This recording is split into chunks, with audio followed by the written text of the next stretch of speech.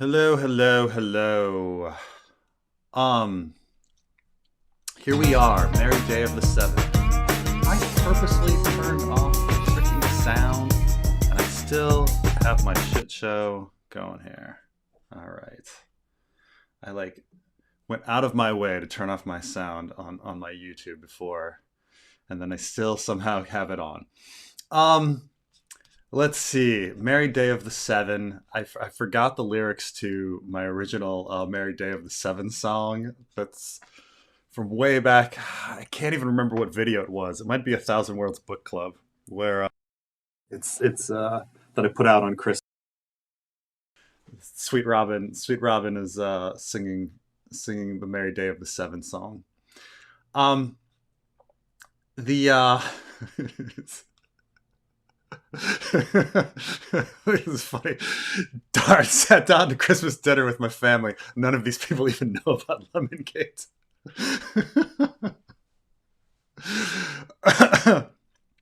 Hope people are enjoying Christmas dinner. I figured, I didn't do anything last week because my kid was sick, so and I had to take care of him. So even though it's Christmas, it's not Christmas for me, but it's Christmas for you guys. It's Boxing Day for me. The Boxing Day isn't an American thing. Um, have you considered trolling the third Battle of Steel chapter by simply calling it John? Yes. This is a big consideration. Though I don't know, just calling it John would fly, just because John Connington is rarely called John in his own chapters. I think he's called John twice. He's sometimes called Lord John. He's called John Connington a lot. He's called Connington. He's called Griff. But he's very, very rarely called John. And this kind of gets into like, what do you even call like Ario Hota's chapters? Like once he regains his name, do you call it Hota? Because Ario Hota almost always, he always refers to himself as Hota or Ario Hota or the captain. But he's never called by himself Ario. He's called Ario 3 times, I think twice by Doran and once by Arion. But so what do you do when it's not their own reference to themselves? And so this is why I was like playing with like whether he should be called something like John the Clever or like John the Commander or something like that. That would still evoke the same sort of like trolling aspect of John of it being John, but it being John Connington instead. So that's being played around with. I've not decided or what the chapters will be called in the end, but that was something that definitely uh, definitely been thinking about. Um, this I thought was interesting. The Could Casterly Rock have originally been something like NORAD's Cheyenne Mountain complex, designed to survive a nuclear blast? The mountain was first excavated as a gold mine. When I first read about Casterly Rock and it being hollow, I didn't think specifically of that, though I should have. I thought of like the storage of nuclear waste material, how they always like put them inside mountains, and this was the idea that nuclear energy could be environmentally friendly in the sense that you get a lot of energy for not that much environmental destruction. But people are always like, well, what about the nuclear waste? And people say, well, you can put the nuclear waste in like a mountain, and then you just keep it in there forever and hope that like in 1,000 years humanity figures out a way to deal with it. And so you just kind of like try to store it in a mountain. So I was definitely like thinking of that. I mean, I should have thought of like the Cheyenne Mountain thing. I mean, it's at the end of Terminator 3, right? Um, but yeah, like once you kind of consider it, you kind of go, oh God, like it's another underground complex in Ice and Fire. And there's just so many at this point that when I start talking about like the subterranean aspect of like Ice and Fire, um, and like the post-apocalyptic nature of it, like whether it's post-apocalypse, like everybody's underground because of the long night, or if it's everybody's underground because of like nuclear holocaust, it kind of doesn't matter. But like it's very clear that George R. R. Martin has been putting in like the underground aspects of Ice and Fire, like all over the place. Just it's just like you go through the map and you're like, oh, the Dornish would hide in caves to stay away from the dragons, and then all of these people living in hollow hills and the riverlands, and the underground caves when Brienne goes to Cracklaw Point, and all of the mines in the Westerlands, and all of the mines with the Greyjoys on the Iron Isles, and then the crypts in the north. It just goes on and on. Even the Eyrie is like built into a mountain as well.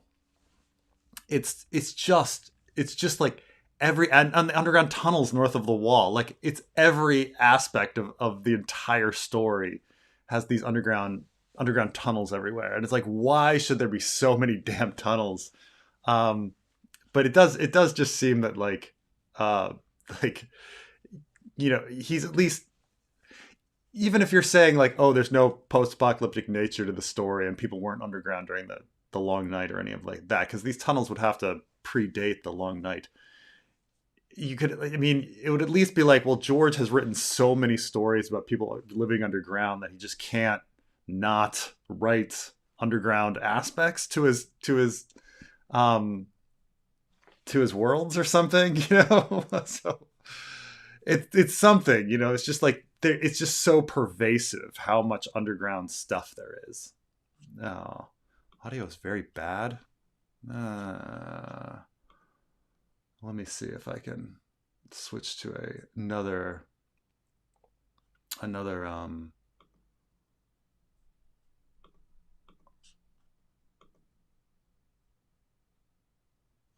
if this, I haven't restarted before.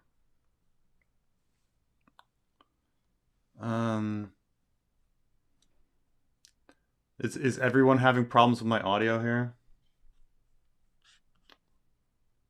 Audio is fine. Okay. Let's see.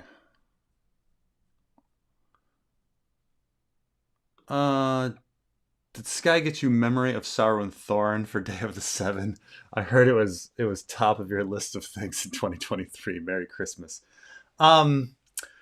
What did I get? I got he likes taking his food and like giving me a piece of it and is like, "Daddy, for you." I had an advent calendar with chocolate in it, and he would sometimes give me part of the chocolate that I was supposed to be eating before he ate it himself. That's about it.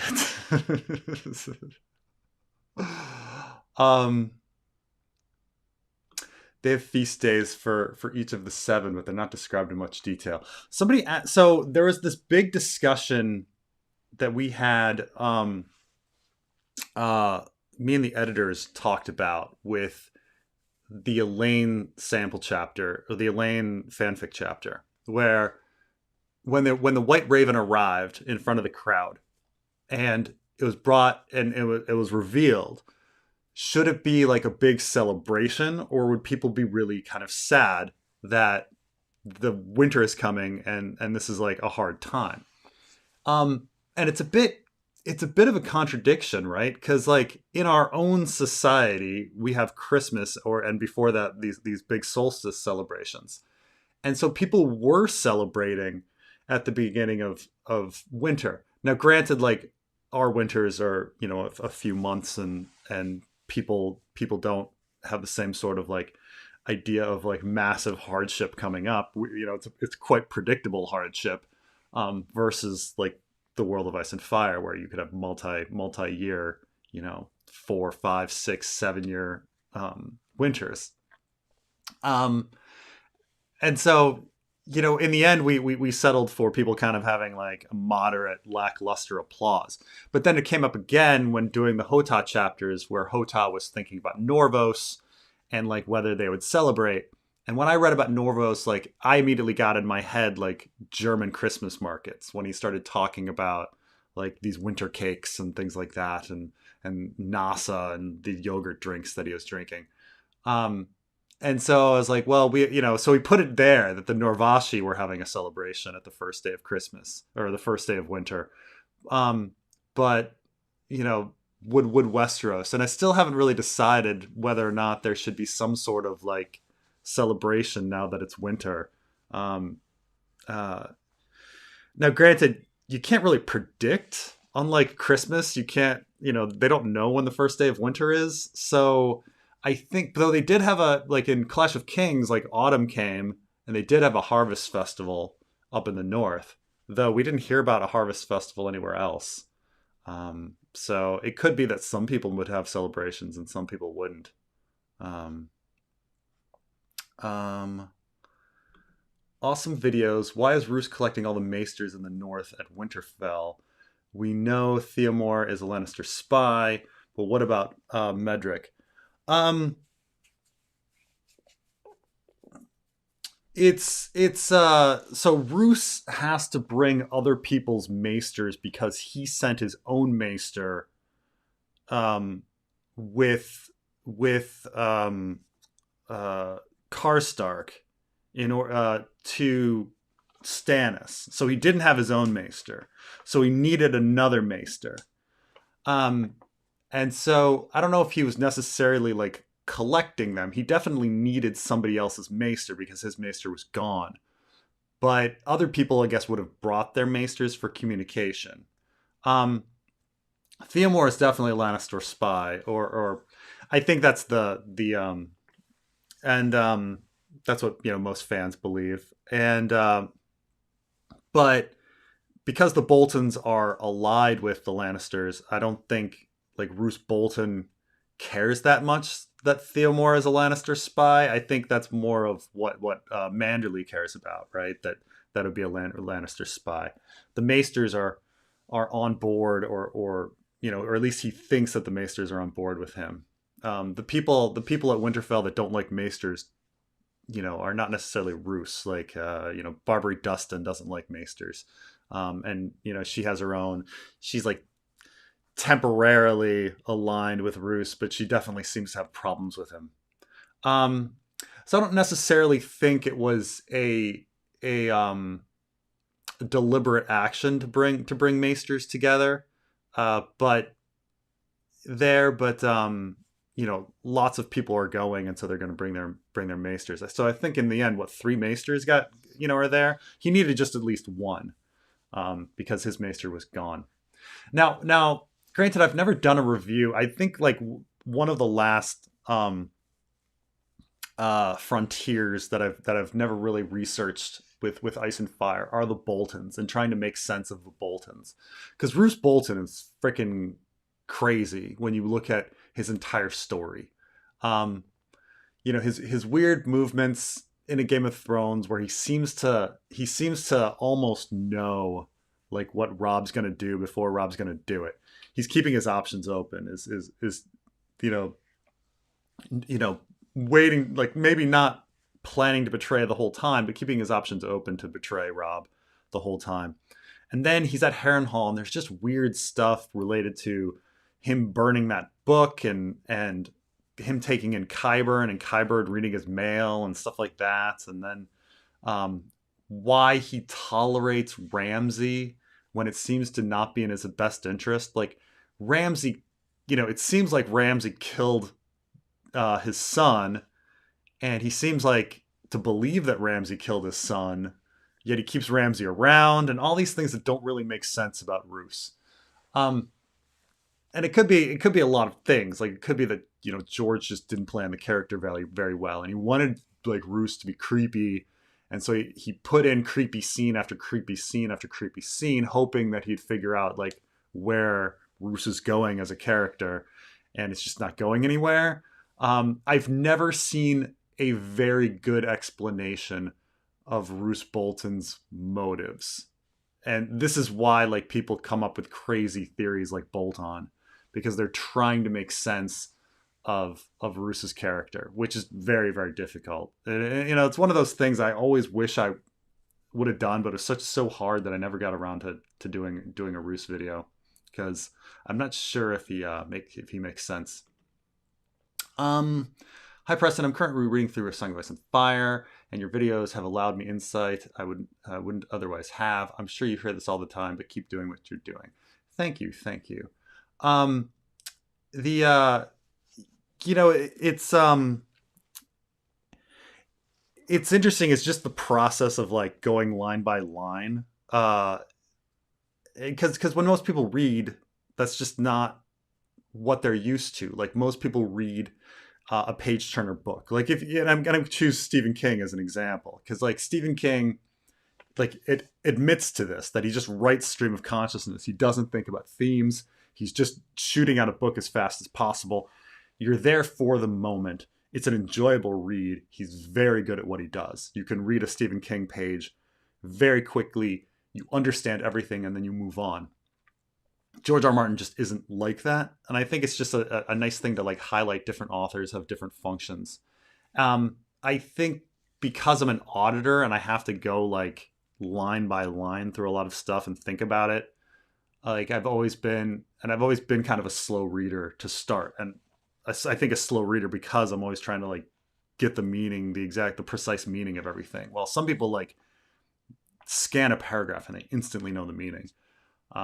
And so I think I do get the comment a lot, and I think it's just this process, like highlighting the process of like the advantage of going slow on something. Like there, on certain types of text, I don't think there's any advantage to going slow on Stephen King.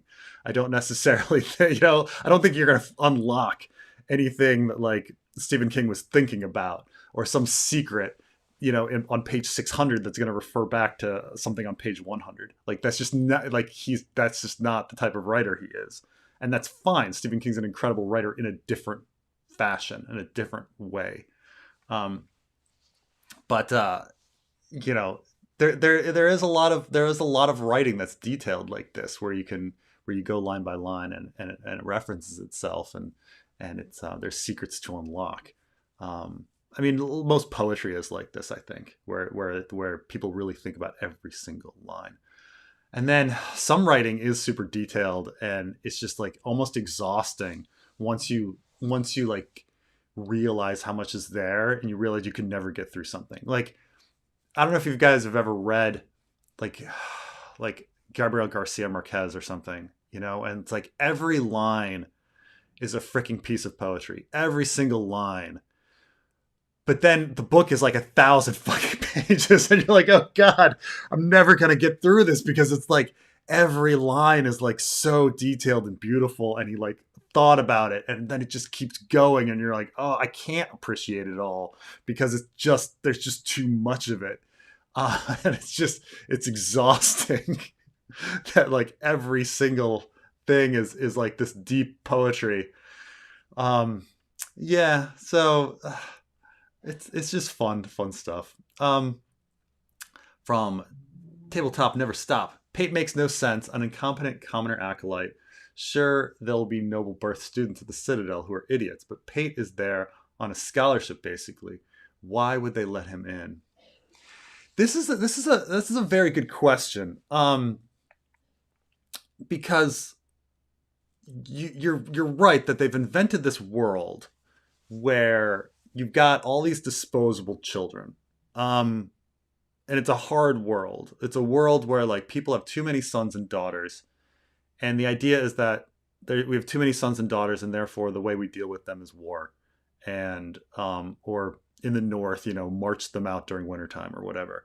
Like, why not just send them all to the Citadel? If the Citadel's taking in people like an orphanage and feeding them and giving them like the opportunity for a pretty good life. And keep in mind, like, the life of a maester is a pretty good life. There are a lot of people in history who had no abilities, and thus they went to the church to be like, I mean, if they spoke well enough, they could be like the pastor, or whatever. But they could just get a job at the church, like, changing holy water or whatever, changing candles. Because it's like the stock created government job that people that they have when there's just like unemployed people in this world. And you're right that the Citadel should be just like, there should be just this massive line of people ready to get into the citadel. Um, Now you could logically go the other way and say, well, actually, like, in a real agricultural society, like, you want as many men as possible to do work in the fields, so you wouldn't actually have that many people. That this isn't a land of disposable men. That labor is actually really quite valuable, which is probably closer to the truth. Like, um, considering, like, you can always use more hands. Like, and in agricultural societies are always looking for more hands. They're always looking for more men. Because men, people are dying of disease and wars happen and then they just don't have enough men. They're trying to marry their daughters off so they can get another son to work the fields. So in a sense, like, you're highlighting, like, George is trying to make a statement one way about, like, the function of war and disposable people, but it's not necessarily historically accurate. Like, like, like, maybe you could say this about daughters, but, like, sons were never really disposable in an agricultural society. Like, maybe among, like, lords, like the high lords, you could say, oh, I had too many sons. I could only pass the lands on to my first son, and I've got 5 sons. But, like, to the average farmer, like, man, no, he he wants as many sons as he can. So um, you are right that Pate doesn't make sense. He should have been from a noble family, and maybe if the Citadel only took, like, people from noble families, it would make a little more sense. But they shouldn't be taking, like, commoners, like, because commoners, like, the line would be out the door, wrapped around, like, all these people that want to. I don't know.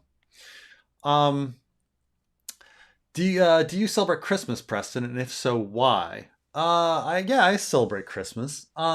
There's an interesting aspect to secularism of a religious group. And people highlight this a lot with Jews, and, like, they'll be like, like, what does it mean to be Jewish? Like, because, there are these religious Jews, but then this guy's an atheist, but he's calling himself Jewish.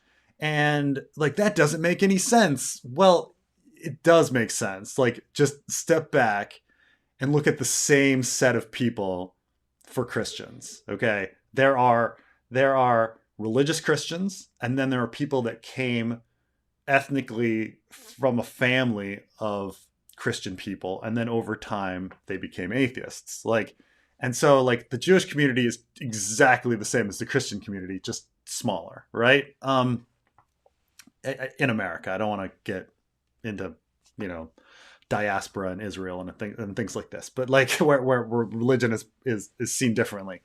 But in America, you've got, your Christian community, and then you have the secular offshoot of your Christian community, and then you've got your Jewish community, and you have your secular offshoot of your Jewish community. Like, and that's all there is to it, essentially. Like, people are going to see me as Christian, even though I'm an atheist, even though my father is an atheist. I have Christian roots. Christianity was very important to my grandparents. You know, there's a long Christian tradition of, like, where I come from. Like, my family was my patrilineal line was very Dutch Reformed, like, very Dutch Reformed. Like, they were in Iowa and went out to Orange City, Iowa, and the church was the center of their community. And then my great grandfather wanted to become a Dutch Reformed minister, and so he moved to Holland, Michigan, to go to Hope College to study, to study so he could be a Dutch Reformed minister. Became a Dutch Reformed minister. Had my grandfather. He went to Hope. Like, it's very important. And so, like, from that, now of course, like, my father is an atheist and I'm an atheist and stuff like this, but you still have, like, secular people still, like, have fun on these, like, days, like, we still have Easter dinner, and we still celebrate Christmas. And and all of these things, like a lot of these things have like religious roots to it. Doesn't mean too much. And it's the same, like if you're an atheist Jew, secular Jew, you can still celebrate Yom Kippur and Rosh Hashanah. That so the whys, it's just, well, everybody else is celebrating it, it's a fun thing. And in the end, like the secular people like attached all of these other secular things to it. So um I don't think there's much to it. It's just, everybody else is doing it, you're gonna do it too. It's a fun tradition. It's the same reason people have holidays. Um but it's funny that people don't kind of like they don't classify atheists as Christians, even though culturally we're Christian. In the same way that people classify atheist Jews as Jews, but people should classify, or in the same way they should classify atheist Christians as Christians. It's just that we're atheists, like there's a cultural Christian, um, So I mean, when I think of like all the practices that, like, I mean, I was baptized, like, I was, um, I celebrate. I don't work on Sundays usually. Like, I don't go to work. Like, there's so many like little things. The names people give each other tend to still be very Christian oriented. I mean, my name freaking means Preston means priest. It's like, it's just, like, um, let's see. Have you seen Hereditary 2018? Great horror film that has similar concepts of free will and mind manipulation as Song of Ice and Fire.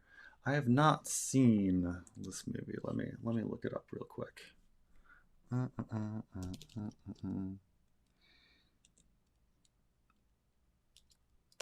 Hereditary movie 2018. Okay. Hereditary.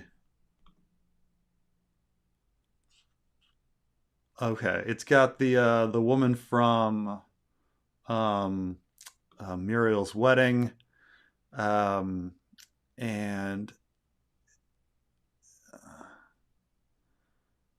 miniature artist Annie Graham lives with her psychiatrist husband and their 16-year-old son Peter, and their 13-year-old daughter Charlie. Family attends a funeral. Um, Surprised at the number of attendants. Attends the bereavement support group.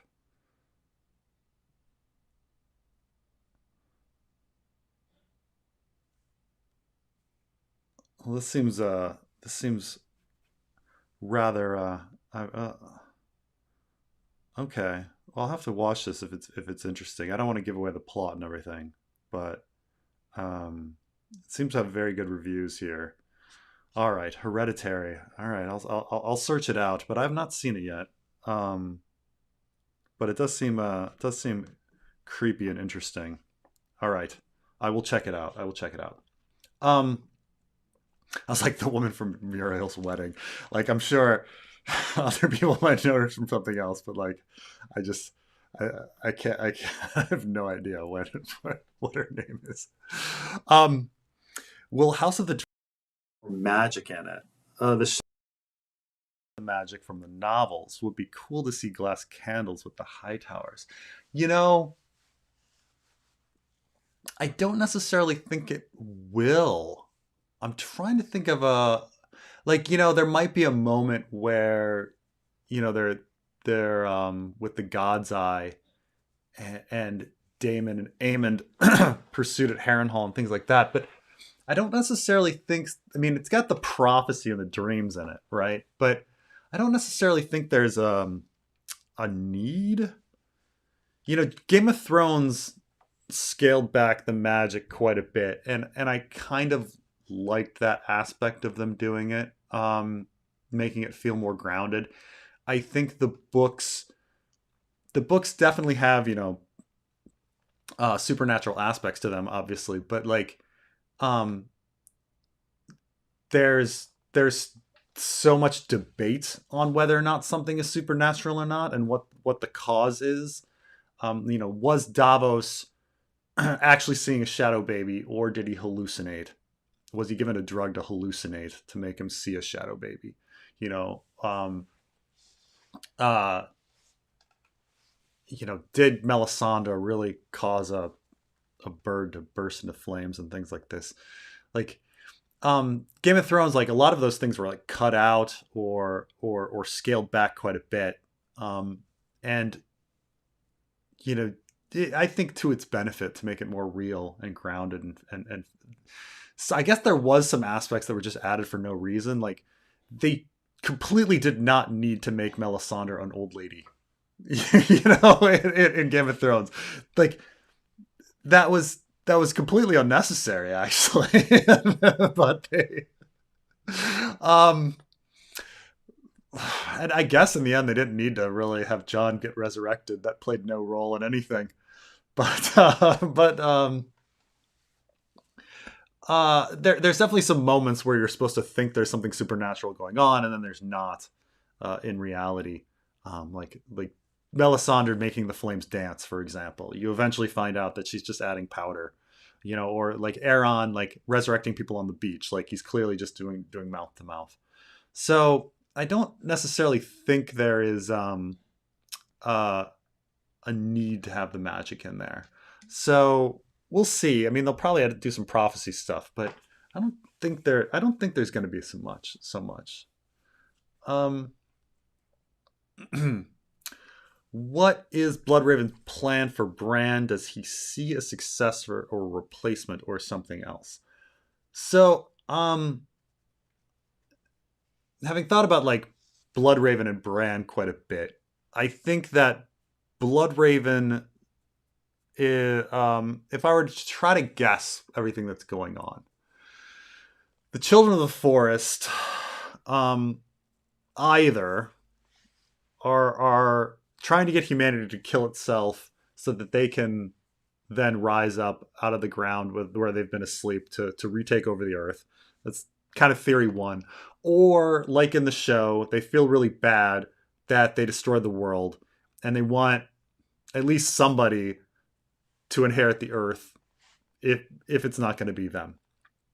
And so they're passing on their green seer tradition to humans to try to, defeat the others and do this. Or in the first case, they're using humans to kill themselves. So one of these two things is happening. Those are the two kind of big theories. And so I don't think the children nor Bloodraven know about the time travel. I think that the time travel is a Bran thing that he discovers, and he realizes he can kind of break the cycle. Like they're just kind of like going on in the system, and I think Bran is the one that kind of comes along and is like, "Hold on, I can figure out how to change everything if I learn to time travel." Like, and so I think Bran's time travel loops are his mechanism to try to like change the eventual result of what like the children of the forest and Bloodraven are doing, which is either they're trying to defeat the others like in the show, or they're trying to kill humanity off. One of the two. But I think like Bran figures out that like whatever is going to happen, it's doom. Like we're gonna fail to defeat the others, or we're gonna fail to or he's gonna discover that the children are evil, and he gets into the time travel. So I think Bloodraven just thinks that Bran would be his successor to eventually try to defeat the others, like, or he's being controlled by the children. But I think it's something like that. Like he sees Bran as a successor, but Bran realizes that there's more to it. That once Bran discovers time travel, like it's a game changer, and he doesn't want to just be another cog in the machine.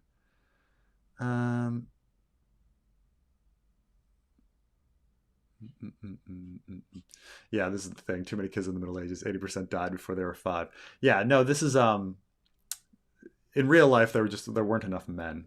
This is one of the things about the Middle East. And so in Islam, you're one is allowed, 4 wives, and it was for a time this was considered like a social security program. Like it was actually considered a like an act of charity. Like it's not like in reality people were sitting around going like, yeah, I want to bang four women at once, four wives, awesome. Like it was some selfish thing. Um, it was more like crap, like a guy died in war and his wife is hanging around and we got no one to take care of her. um Dude, can you marry your brother's wife? Fine. Oh, fine, I'll marry my brother's wife and I can take care of her too. Or like, your brother got killed off and he's got a daughter and we don't know what to do with her. No one wants her. We got way too many women, not enough men. um and so like, fine, it was more of a social security system. It's not like people really wanted to marry like multiple people that much. And then or some people like say, oh well, four was actually, there were some people marrying like 100 women and so four was like the limit. And you're like, well, no, in reality, like people can't handle that many wives. When you talk to people in the Middle East about the whole like four wives thing, like most people are like, no, there's no way I'm gonna have like a second wife. My first wife would kill me. Or like, or they'll be like, honestly, like, because I used to ask people all the time, like, oh, you can have four wives, do you ever plan on getting married again? And occasionally you get the, no, my wife would kill me, or I can't afford it.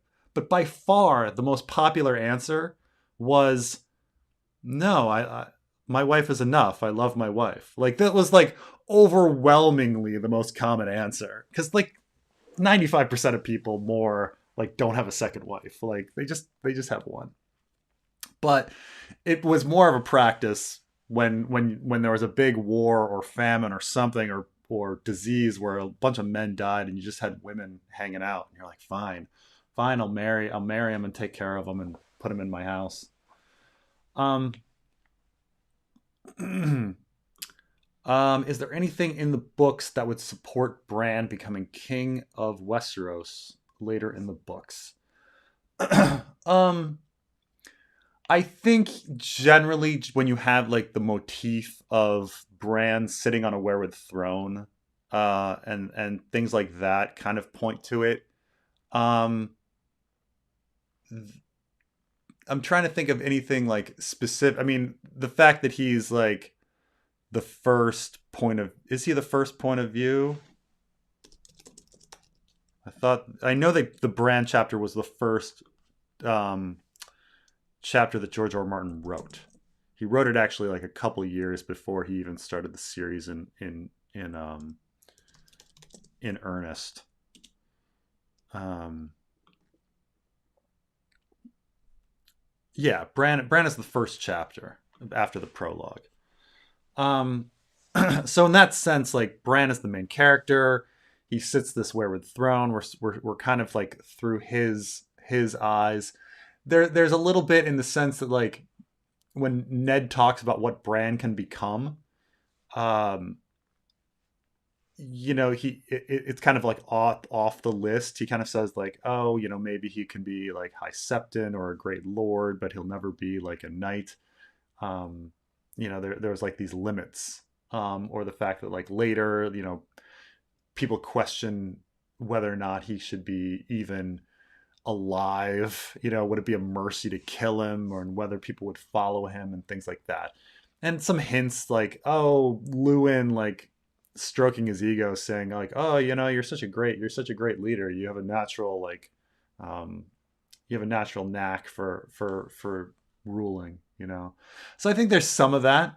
I don't think it's heavy. I mean, I think there's people could make a much um, people have made a much larger argument for John, and even Jamie has a lot more lines of like, oh, that man looks like a king and things like that. But it's like at the same time it's like George. So like George always has the not cis male hero guy win. It's always somebody else. So I mean, in a sense that like George always has to subvert expectations. Bran just kind of does make sense. So when Bran set the throne at the end, like that was not a surprise. It seemed like very very George for that to happen. Um, Let's see here.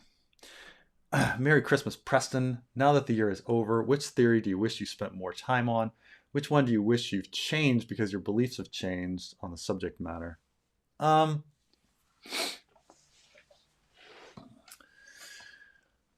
I mean, I think I did mention earlier, like I wish I would have spent more time on the Boltons, but what things have I like changed my mind about?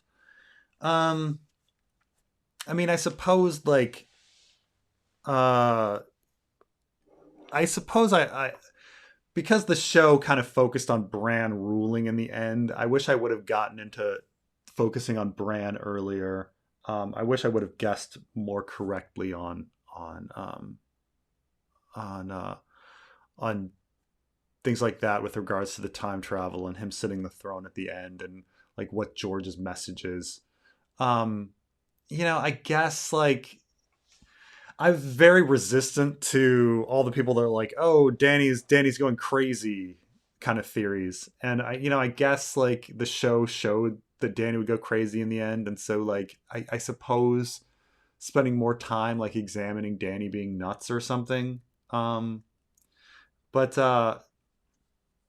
because just like in the text, it doesn't seem to be that there's that much of Danny going nuts. I mean, there's some, but people fans were saying like, "Oh, the Mad Queen is going to happen." And I was like, "Okay, I guess." I was very I didn't like that storyline, and I think most people didn't like that storyline because when it actually happened on the screen, people were even beyond the fact that it happened so fast. People just didn't like that it happened. Um, Danny going nuts. So I mean, I guess I could have spent more time on those sorts of things. There are definitely some aspects of the show that unraveled that fans had been talking about for a long time. Um, the Mad Queen being one of them. Um, the burning of Shireen, I suppose, is one that like people focused on. There was a lot of stuff like that like I'd heard about, and it like on a gut level, I just didn't like it, and so my bias like prevented me from examining it. Um, I think that's how a lot of people feel about Quentin. Like they don't like the aspect of him being alive, and therefore they're just like resistant to like even hearing about the evidence that Quentin might be alive. I think I was like that with like the Mad Queen theory and the burning of Shireen and stuff. That I just like read it and I'm just like, oh god, that's just like such a horrible plot line to go on, and then it ends up happening. I'm like, damn it, like I should have been researching that and going into it. um uh and so I think like I definitely thought there was possibility and a probability that Bran would like sit the throne at the end, and that everything was about Bran.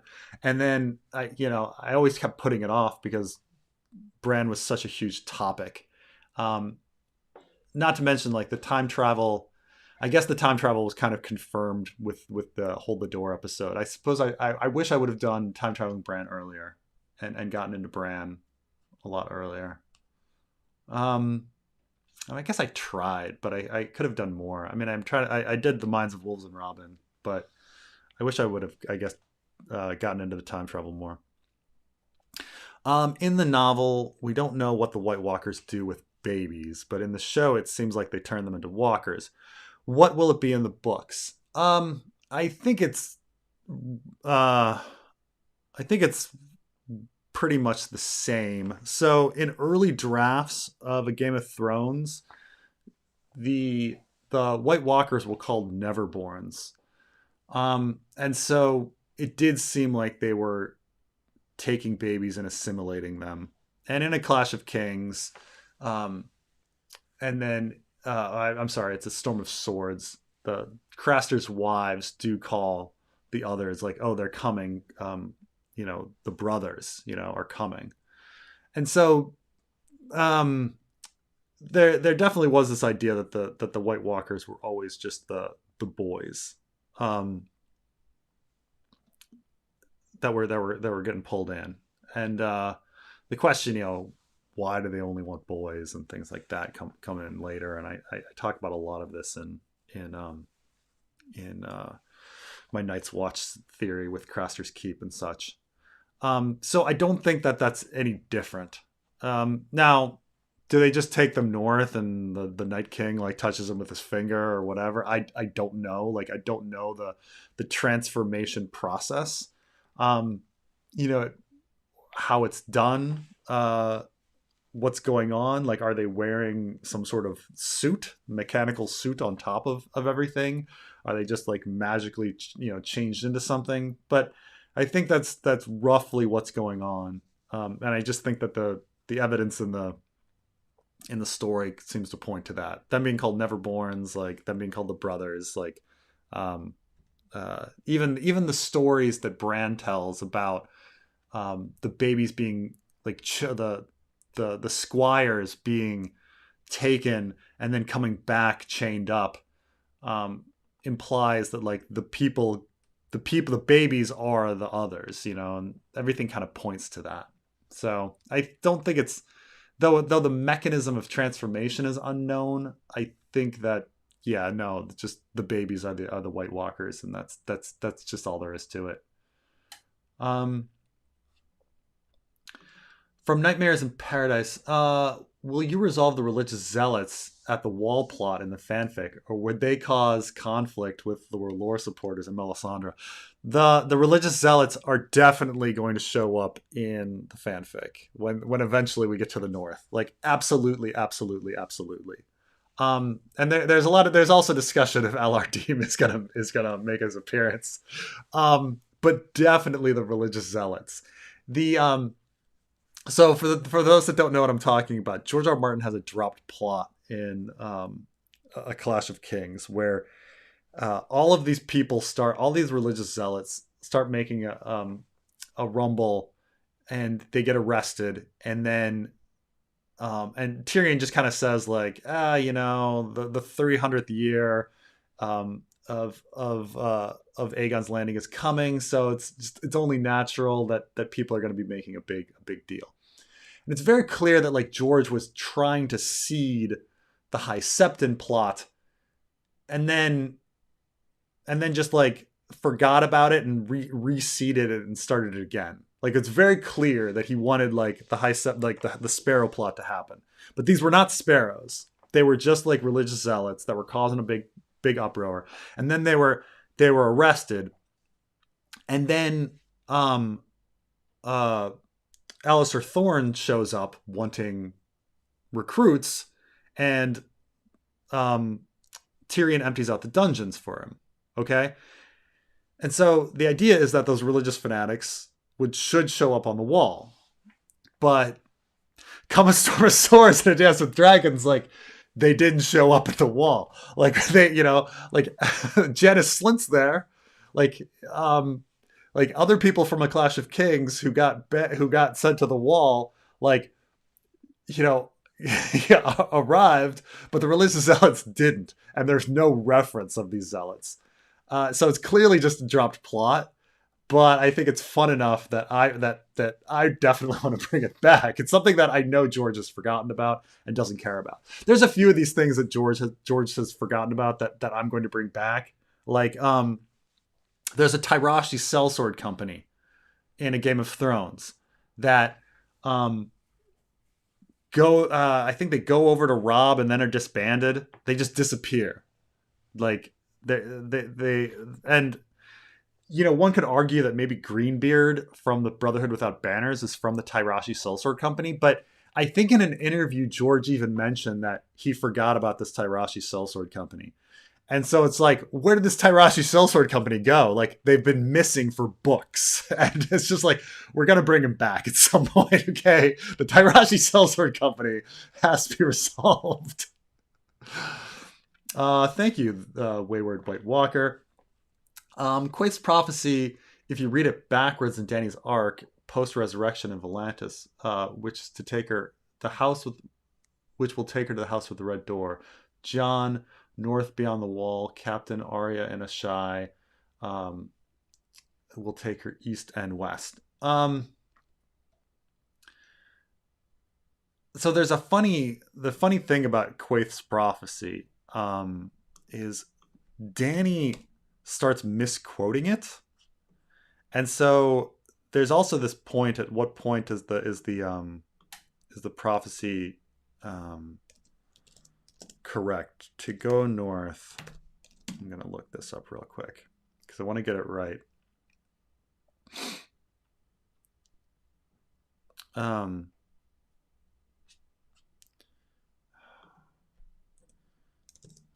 You must go south. People talk about. Damn it.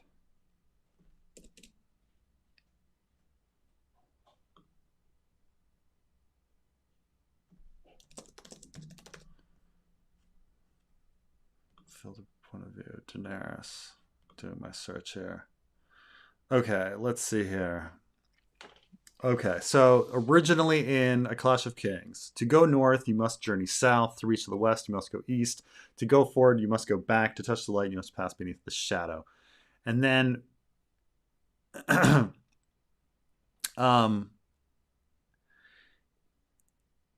she messes it up, where actually when you get to A Dance with Dragons, she says east to go north, you go south, east to go west. Maybe that's the same linguistically. To reach the west, you must go east. East to go west. Is that linguistically the same? I guess. Back to go forward. To go forward, to go back. I suppose that's. I guess she doesn't make. To reach the west, you must go east. Yeah, I guess that's. I guess it's fine linguistically. I think people talked about that before, but now that I'm looking at it, it's not bad. But you're saying if we do it backwards, post resurrection would take her to the house with the red door. Let's see. Passing beneath the shadow. To go back, you must go forward. To go east, you must go west. Go north, you must go south. I'm not quite getting it. This is a little head spinning.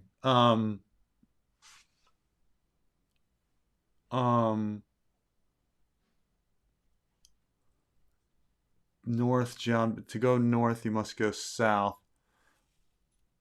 You must journey south. I'm trying to think like.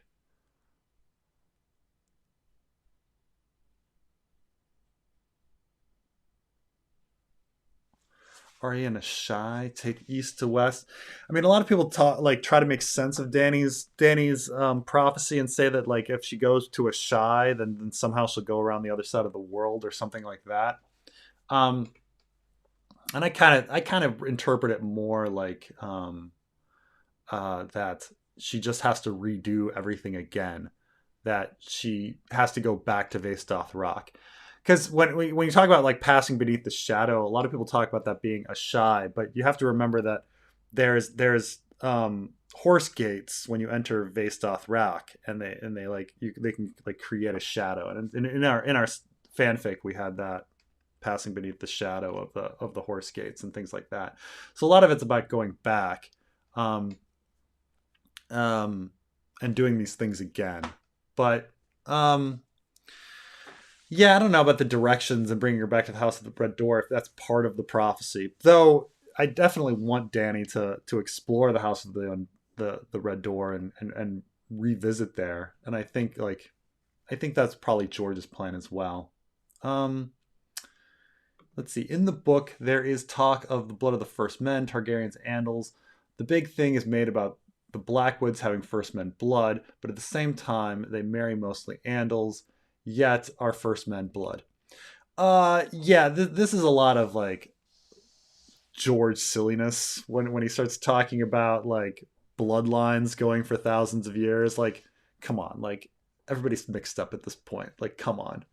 But there must be like a lot of incest with every single house if you're creating like this first men blood. Like it's in many ways it's like in many ways it's George being silly, but I wonder if in another way he knows it's silly and that like it's completely imagined.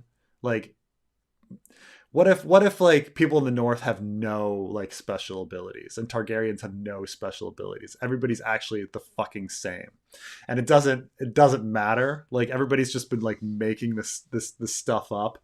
Um that everybody has the abilities. It's kind of like the Last Jedi, where you find out that all people have the Force and then that plot line is dropped. But like like because there is a lot of talk about like the Flints and the Wildlings and these people having special blood and stuff like that and being able to warg creatures because of their genetics, but like and the Blackwoods being this first men house that's like brought down, and they intermarry the Brackens, so the Brackens would have these powers too, but why wouldn't the Bracken blood just like water down the Blackwood blood? And or you could say it like in another way and say, okay, well, you know, uh, there are some genetic disorders that are are like part of certain ethnic or racial groups. Like sickle cell anemia, you know, happens in Africans. Like it doesn't happen in other people. There's one that's and I forgot it, but there's one in the Jewish community too.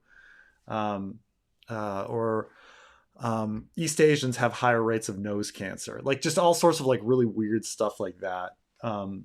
But they're very general, and it's hard to predict. It's hard to take like one specific family and be like, oh no, you have that ability.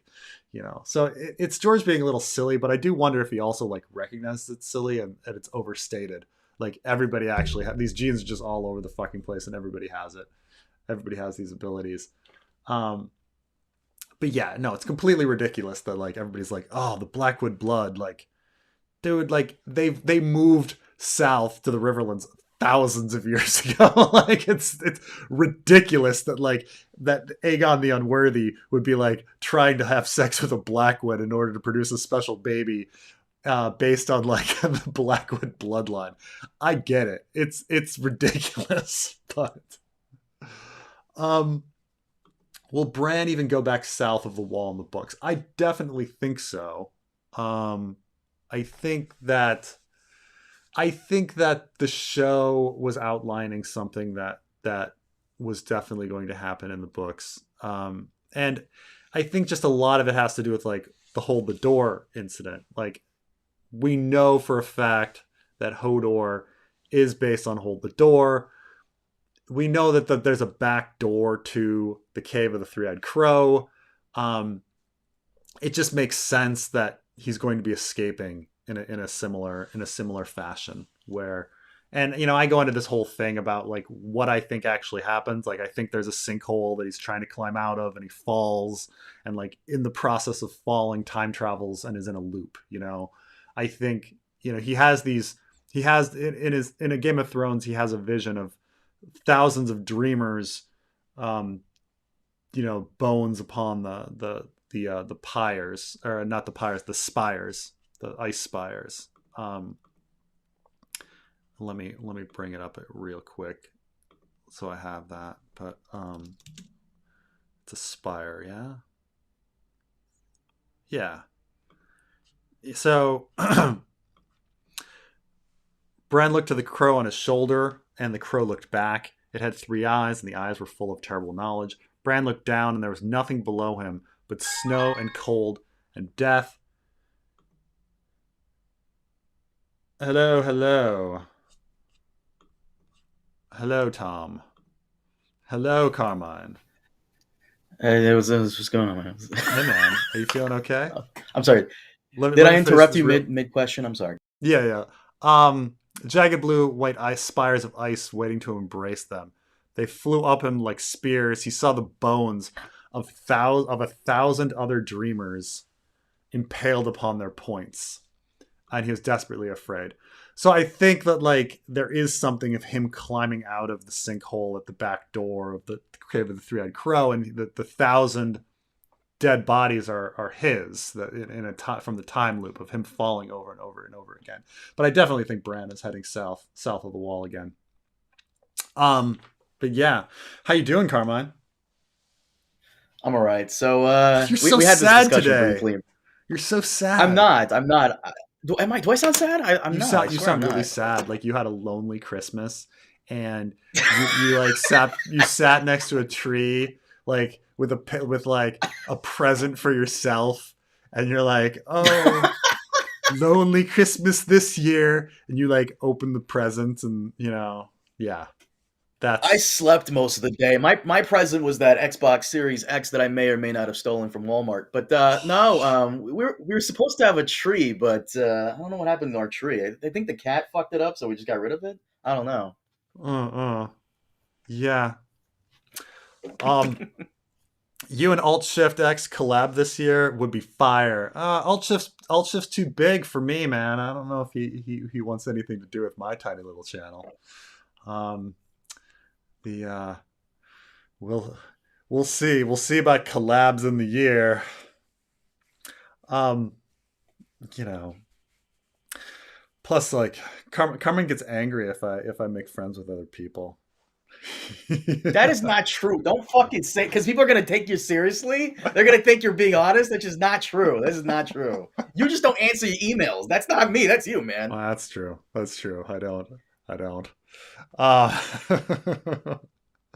hopefully we'll get collabs. The a lot of the people we normally collab with, like they get super busy and then like don't want to do stuff.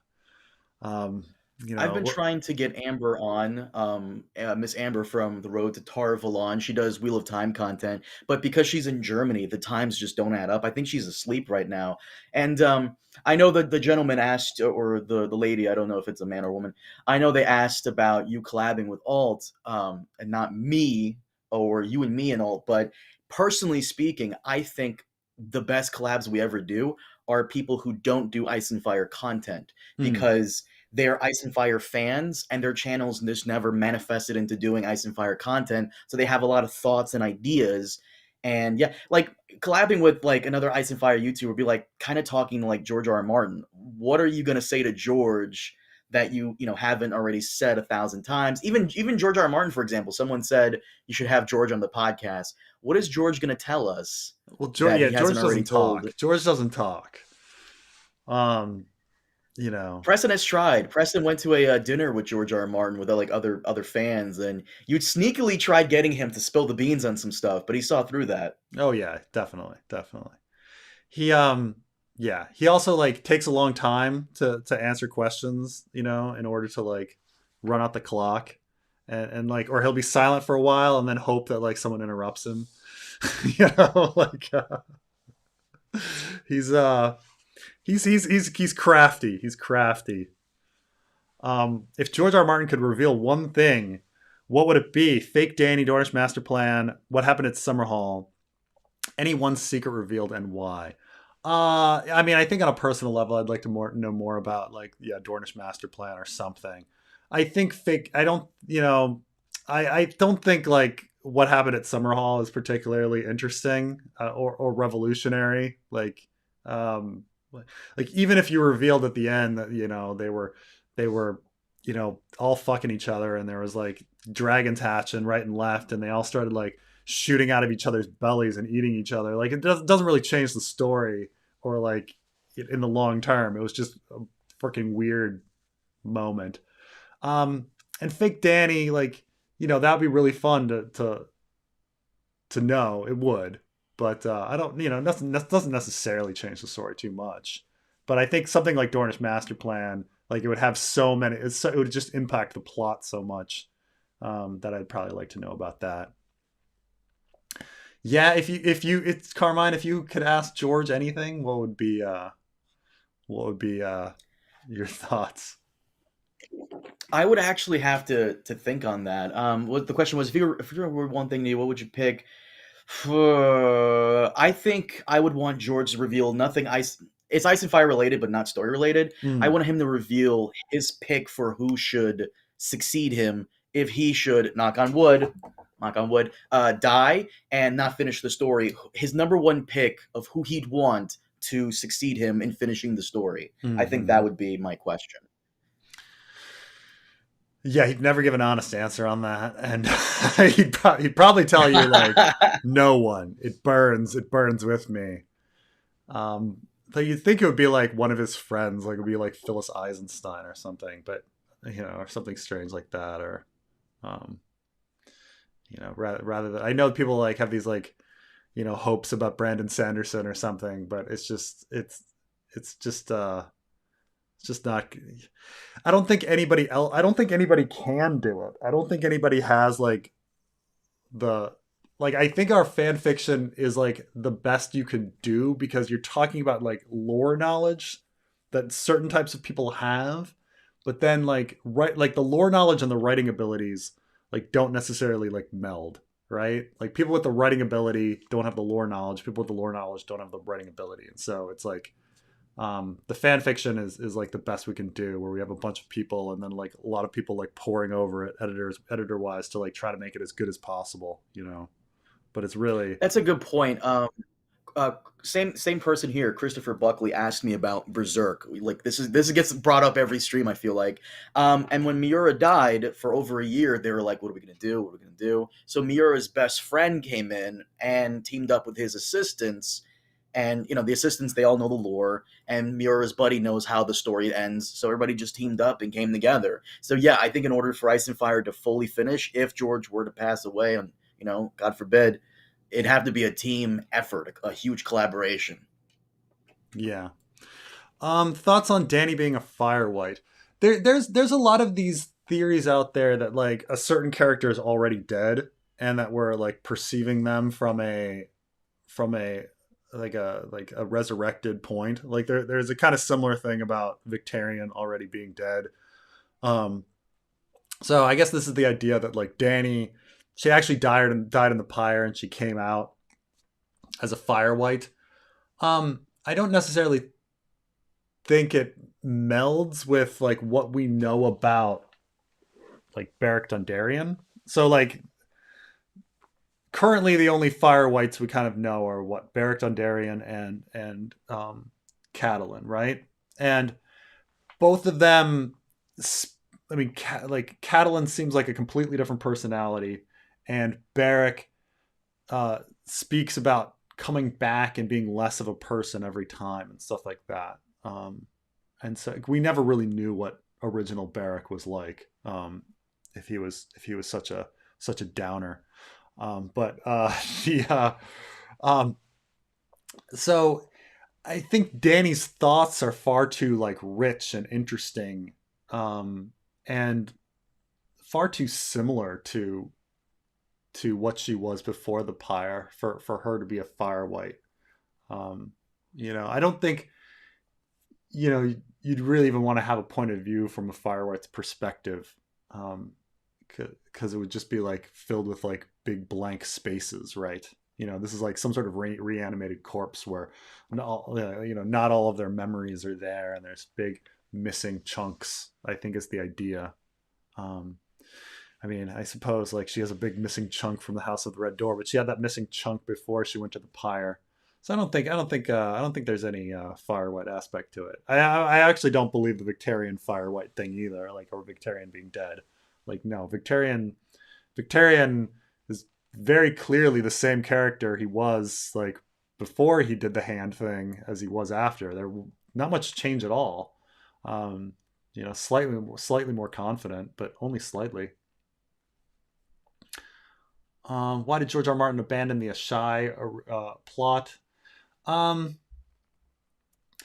I, I don't know if he necessarily really abandoned it.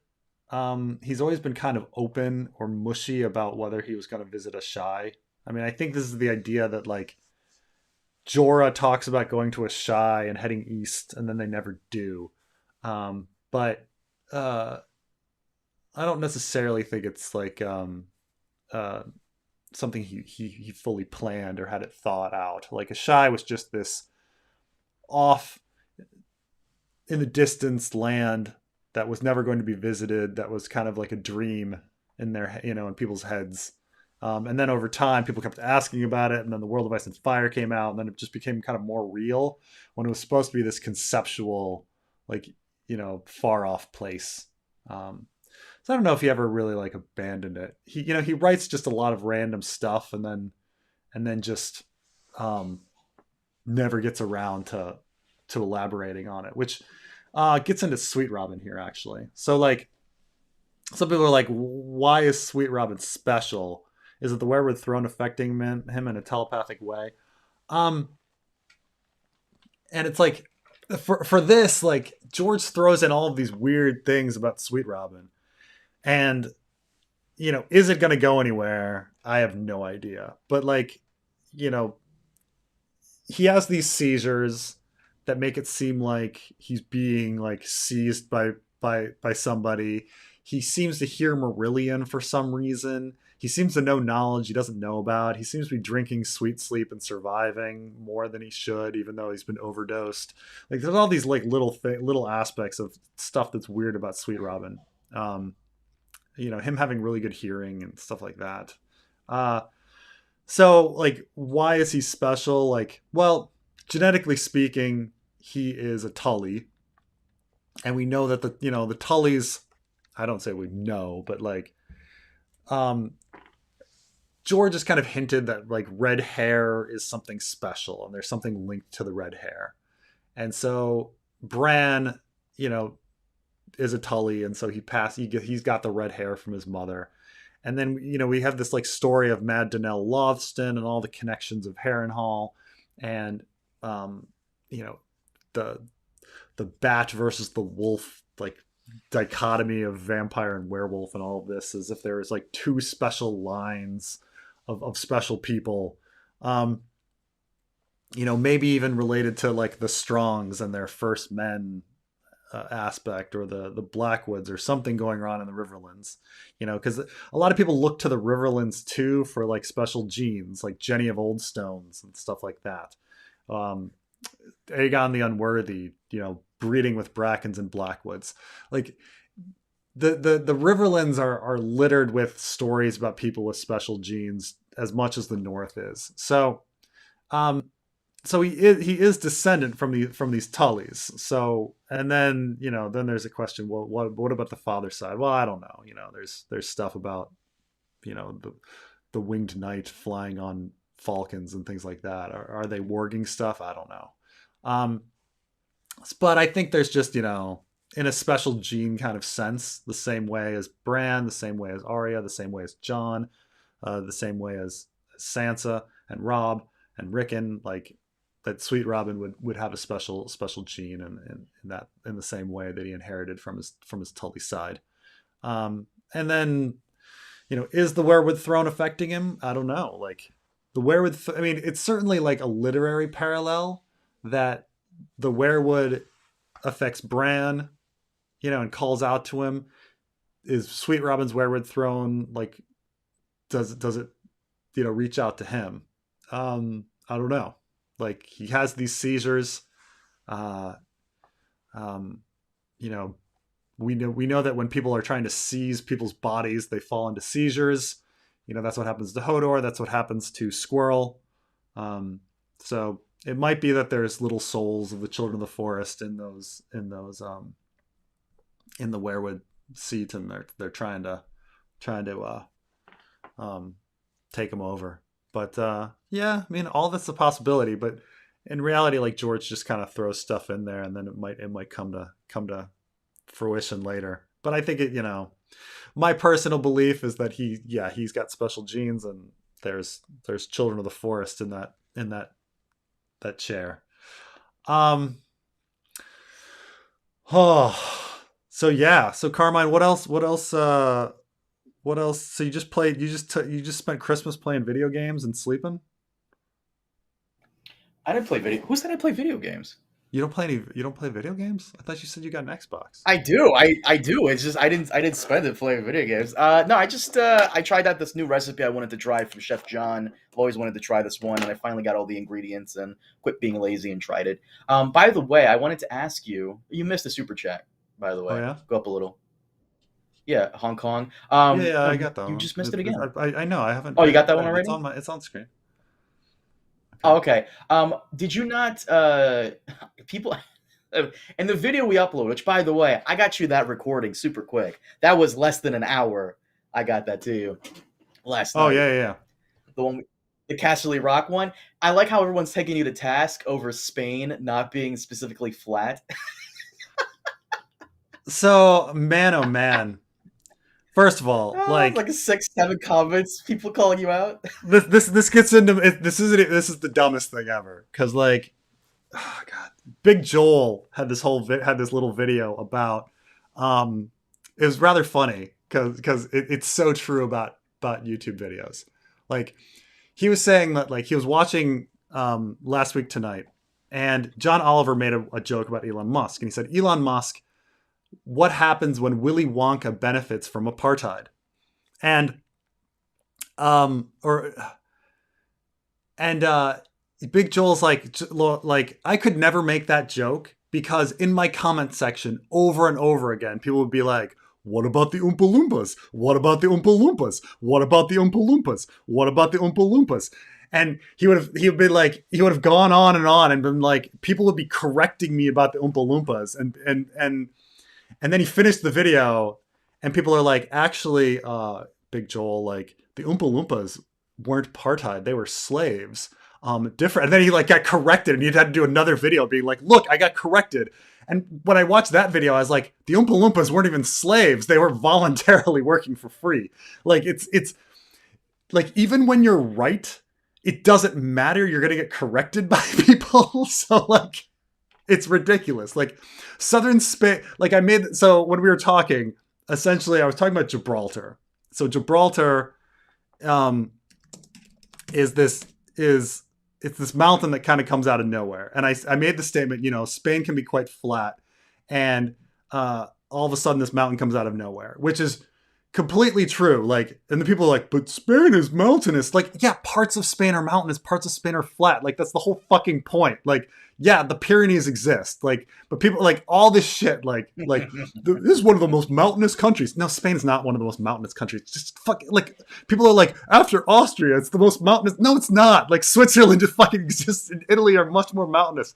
Like Jesus Christ. Like, and the insults like, Preston's so arrogant to arrogantly say something and be so wrong. I was like, oh my fucking God. Like, I've fucking been to Spain. I've been to every region of Spain except for Galicia, okay? I've done the trip from Sevilla to Gibraltar, okay? Southern Spain is a fucking river delta, okay? Like, it's flat-ish. And the fact that like so many people could be like, Preston, you don't know what you're talking about. Like, this is what I'm fucking talking about, okay? Jesus fucking Christ, when you go from Sevilla, like, to Gibraltar, you're heading through this flat area. And then on Gibraltar comes out of fucking nowhere. And it's just like, holy shit, okay? But like, it's just... You can't fucking say anything. Like, even when you're right, you're gonna be corrected in a YouTube video, like over and over and over again. Like, look at this shit. Like, you just come in and it's like flat, and you take that, like, because you're gonna be coming to Gibraltar, you're gonna be coming essentially from Sevilla or maybe Granada or something, and you go to a town called La Linea, and so like this is like a river, like the southern Spain. Like, yeah, we've got some rolling hills or whatever here and there, but like, it's not like that mountainous, okay? Like, it's, oh God. And it's just comment for comment. Preston, I don't know what you're fucking talking about. There's so many mountains around Gibraltar. Like, fuck off. Like, I've fucking been there, okay? Like, and for a fact these people have never been to Spain. They saw a documentary on Spain like 10 years ago, and it didn't look that flat to no, them, it's not even that. They like there's this like need for people to like hear me say something and then like try to Google it, and after like 15 seconds of Googling be like, haha, I got you. This is like, look at this. Like, this is like, yeah, there's some hills in the background, but it's fucking flat. And then there's fucking Gibraltar shoots out from nowhere. This is the whole fucking thing about going to Gibraltar and why it's so shocking. Oh God, like, I've fucking been there. Like, and like, you get gaslit. I read this. I'm like, wait, was I fucking wrong? Do I not know what? I'm like questioning myself. I'm like, what did something happen? are my own memories like off? Like, oh God, like it doesn't fucking matter. It doesn't fucking matter what I say. I'm gonna be corrected. Even if you're right, you're corrected. If you're wrong, you're corrected. All day long. Preston's fucking arrogant for having been somewhere and having memories about it. Jesus Christ. Like, Honestly, the best comment in that. By the way, for those of you who don't know what we're talking about, George R. R. Martin put out a blog post on Casterly Rock, and he compared it to Gibraltar, and we yeah. did a brief video on it. And Preston's ranting about the comment section. I think the best comment in the comment section, I'm trying to find it, was you were talking about George has a picture of one of the Mm, monkeys on yeah. Gibraltar on his shoulder. Someone commented, someone commented, and because you were saying how they're dangerous, they can fuck you up, and Yeah, someone yeah, commented, "Don't definitely. worry, it's okay. The monkey's a fan. George is okay."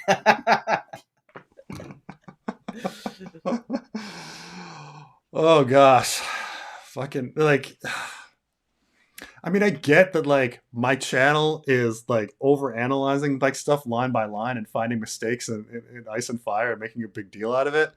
And like, so I'm gonna get those kinds of fans. I'm gonna get fans that like take my words and You're gonna like get fucking like overanalyzed. and analyze and like jump on every little fucking thing I say. Like we're having an like even if I were wrong, the thing is like I wasn't wrong. But like even if I were wrong, it's like we're just fucking talking. Okay? Like I'm gonna say shit wrong all the fucking time.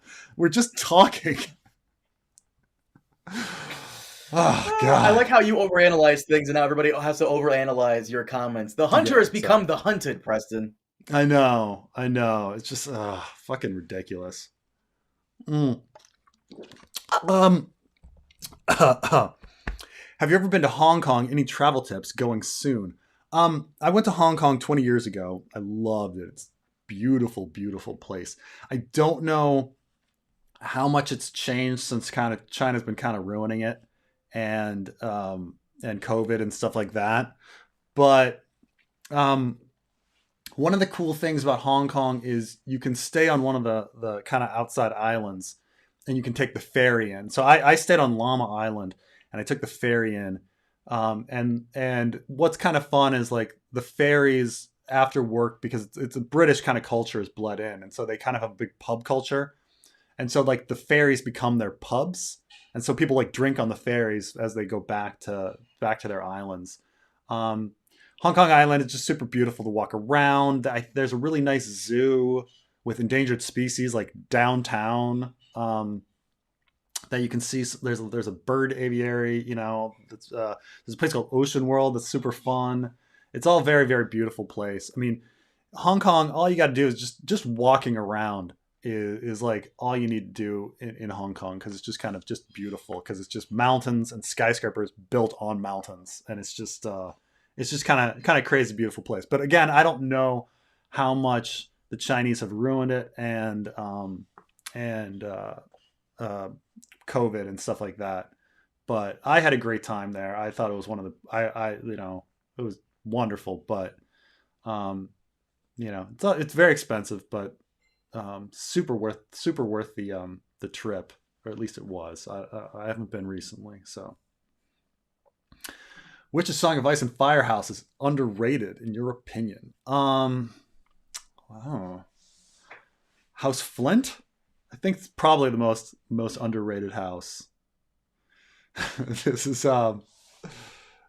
the yeah, because they've got like um there's a lot of talk about like Special Genes and like the others and stuff like that. Uh, but and then being related to the Starks and perhaps all of the specialness is about the Starks is really the Flints, But they're pretty underrated in my mind. Plus, there's like many branches of them, and there's like a mystery of like how they're all related and everything. So, you know, wait. What about the Oompa Loompas? Oh man, Preston is so entertaining when he gets worked up. Yeah, I know. Um, the dwarf jousts in the books are pretty tame, honestly. I felt the show dwarf joust was better in terms of offending Tyrion and the others. Um, I'm trying to remember. Like, didn't they do? Wasn't it a play? Didn't they do a full play, Carmine, with the dwarfs in The the show? in the show? Did they ever get on like the dog and pig and do like a do a No, there's no dog and pig, but it's more like I always thought the dog and pig thing was a little like okay, really. No, it's just they're writing their respective like sigils, or in Stannis's case, he's writing Melisandre, mm, which I thought was clever. But no, it's like Balon's writing a Kraken, and Rob's writing a dire wolf, and I think no, wait, that wasn't the funny one. Renly was writing a blonde-haired young man, which is supposed to be Loras. yeah. So I thought it was more creative, personally speaking, and That's fair funnier. enough. The it is now, if I remember correctly, in the book, Tyrion sees everything, figures out that it's there to try to get a rise out of him, and so he purposely acts like he that it doesn't get a rise out of him, and because it doesn't get a rise out of him, that gets a rise out of Joffrey. Joffrey gets angry that Tyrion is not angry enough, and then that's kind of the conflict. Um, well, in the show, I think Tyrion actually does get annoyed, and Joffrey doesn't get really angry at Tyrion very much. I kind of think Joffrey does Joffrey ignore Tyrion in the show. There seems to be No, more of a confrontation in the book. Joffrey said, "There's, I think there's if I recall correctly, there's like a winner of this bullshit joust," and Mm, Joffrey's like, "Huh, unless someone else wants to challenge my rule, uncool." And then Tyrion says some snarky shit, and that pisses off Joffrey. Then he goes over yeah. there and pours the wine over Tyrion's head. Right. Yeah, I think he wants Tyrion in the book. He wants Tyrion to actually like get on the pig and ride it or something. And Tyrion's like, no, it's not going to happen. Um, yeah, I mean, they're not gonna. I think just on risks and everything, you're not gonna actually put a person on top of a pig and have them riding around. Um, you know, and that does seem more difficult to actually portray. So I guess they did what they could. Yeah, I guess overall they did the wedding was okay in the show. Choosing to have it outside and have it be more visually interesting than um of course they didn't have the dancing bear or anything like that, but they did what they could.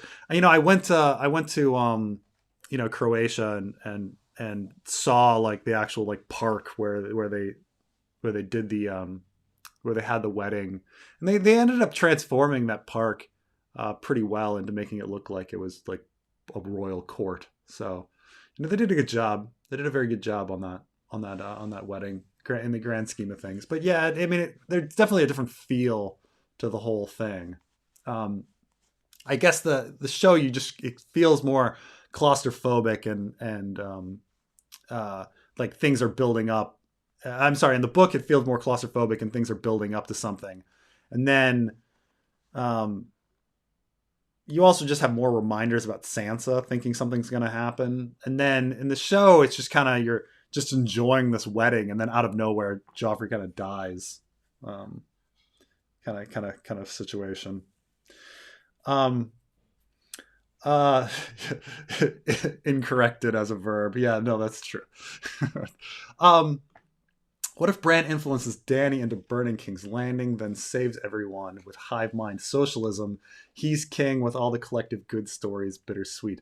I mean, the show kind of ends with that implication. I'm not sure if they meant that implication. I'm sure I don't. It's kind of a funny contradiction.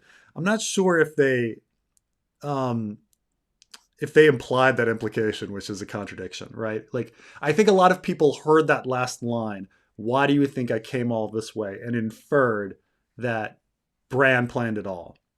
Um, Somehow, which, because they don't really get into the time travel and Bran having all of this influence over people very much. People kind of watch the show and they're like, well, what's Bran doing at this point? He's doing nothing. he's his eyes go white and the ravens are flying around, but he's doing absolutely nothing during the battle of the battle for Winterfell and stuff like that. But somehow, why do I think I came all this way? Like as if it was some big like master plan of his. So I think in the time travel in a time traveling sense that yes, like Bran is doing the little influences here and there. I think in the end we're going to find out that Bran did plan it all. That even like Quaith's actions and all these things um, are really just things that Bran was the ultimate puppet master too. Um, and then will he save them with the hive mind? I don't know if he's gonna actually like take control of people's bodies or anything, but which has definitely been a thought that's crossed my mind. But yeah, it does seem like through governance or something, through socialism, through a better world, he's winning in a sense. So I mean, it's certainly supposed to be the parallel, right? That our system of government is a giant werewood tree with controlling everything. Um, what elements of the war do you think will be cut from the show? Winter Wolves, Fish Feed, Second Battle of Tumbleton.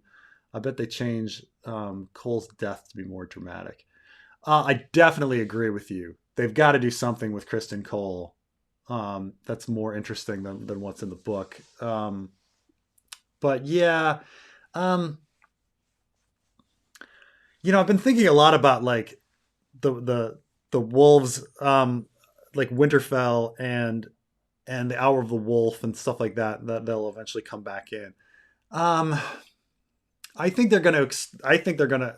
Well, I thought this before first season, and I was wrong. I thought they were going to increase the Stark presence in first season, and then they didn't. I was completely wrong about that. There was no Stark B story. I thought there would be. There wasn't, but I still kind of think that they're going to increase the Stark presence like going forward, and then that means that if they want after the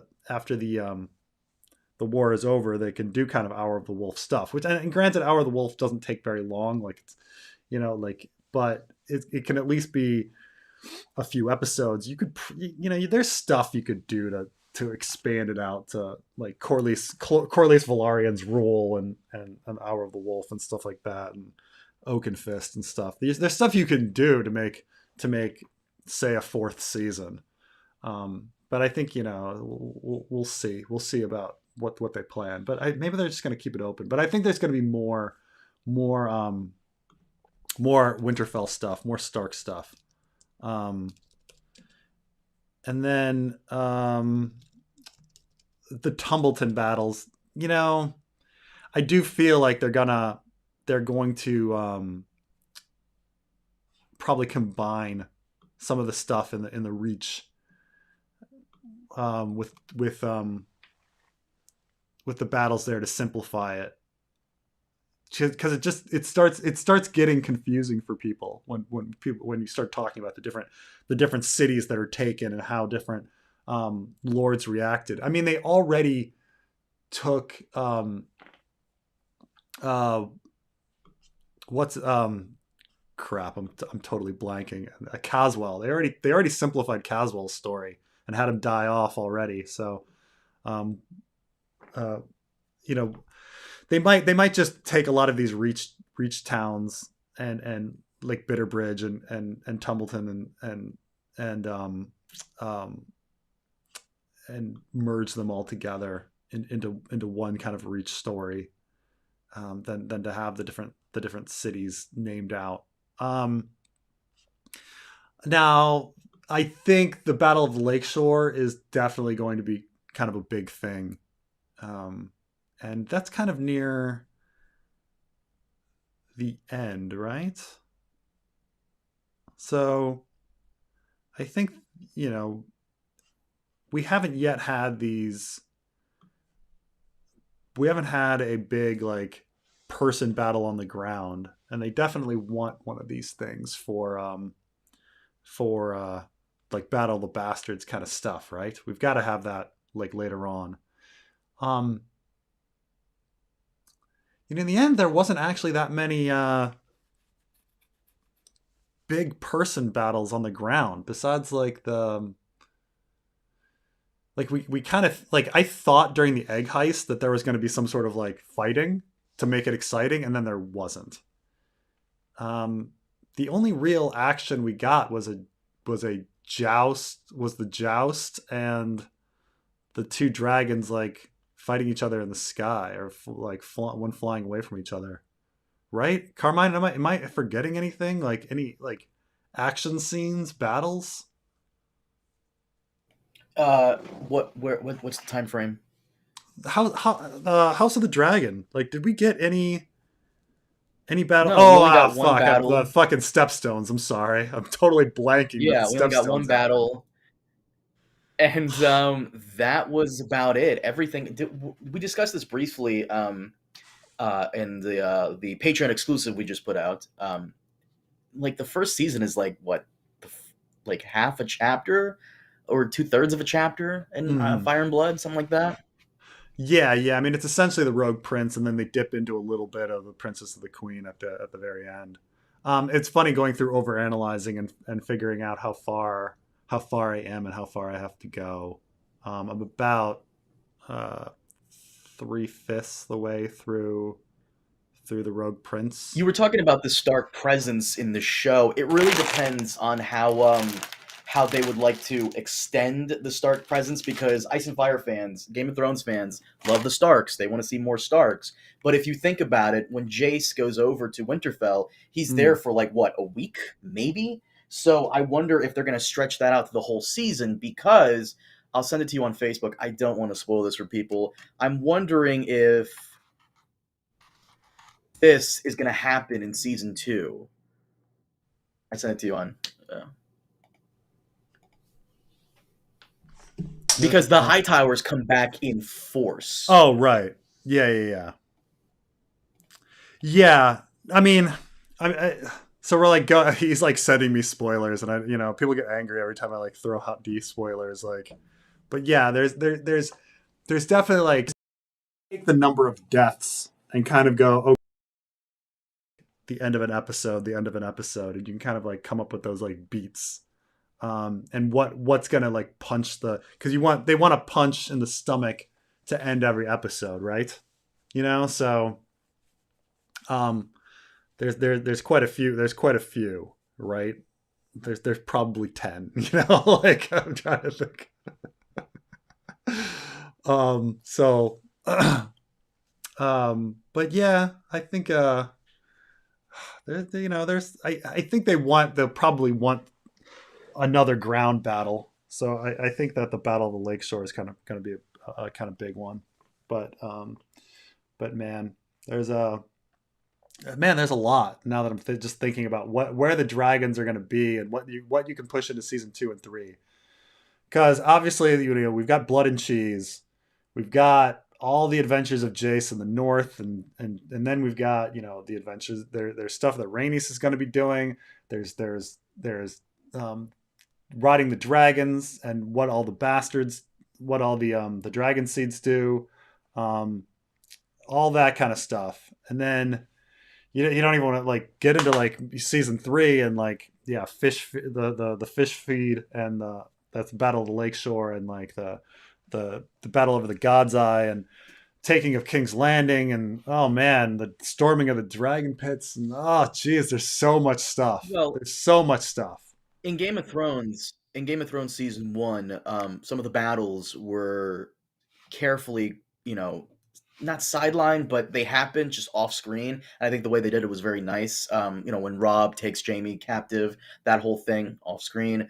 Tyrion's whole battle where he was supposed to fight alongside the Mountain, that was off screen, kinda. He gets knocked out. They might do some of that for the dance battles, some of them, Yeah. because Um, Maynard Plum says Merry Christmas from House Plum to Preston, Red Team, and the fans. Thank you, Maynard. Um, gracias. Best American city to live in: L.A., NYC, D.C., Chicago. Um, I mean, it's got to be New York City, right? If you have the money. If you have the money, there's no cooler place to live than New York City.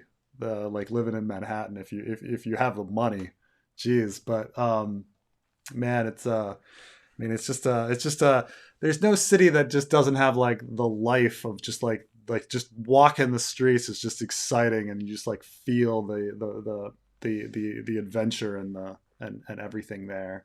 You know, I mean, and Carmine, you're a Jersey boy for a long time, but wouldn't you wouldn't you agree that there's just something to New York City?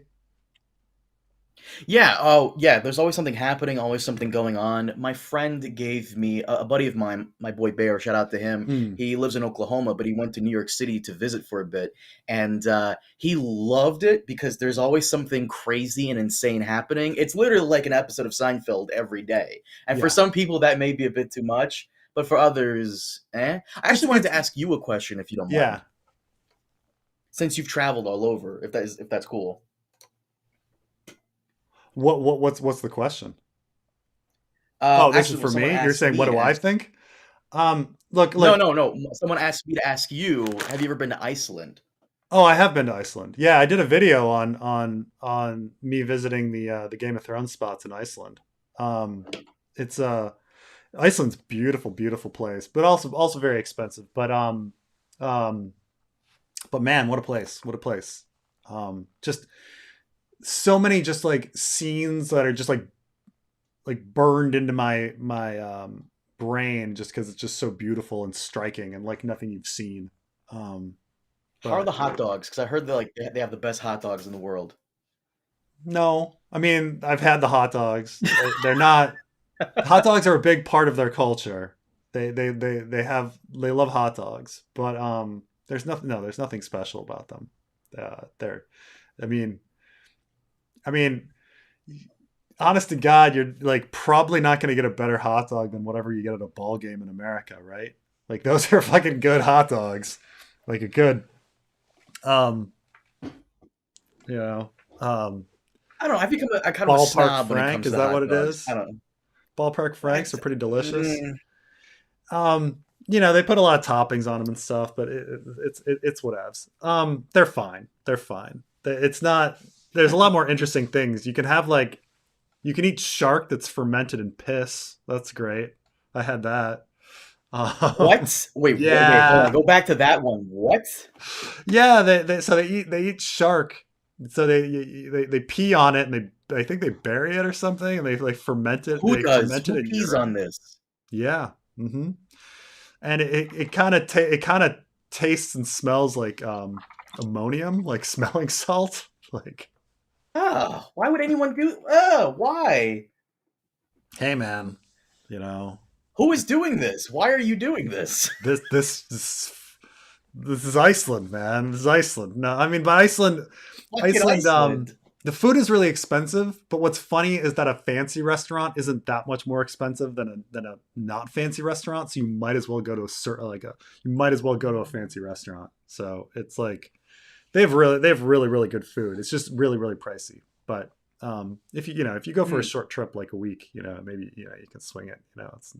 But it's I highly recommend Iceland. It's a beautiful beautiful place, and the I people are feel like that piss thing really is a friendly. joke that got out of control. Like it feels like a joke that got out of control. Like that's what it feels like.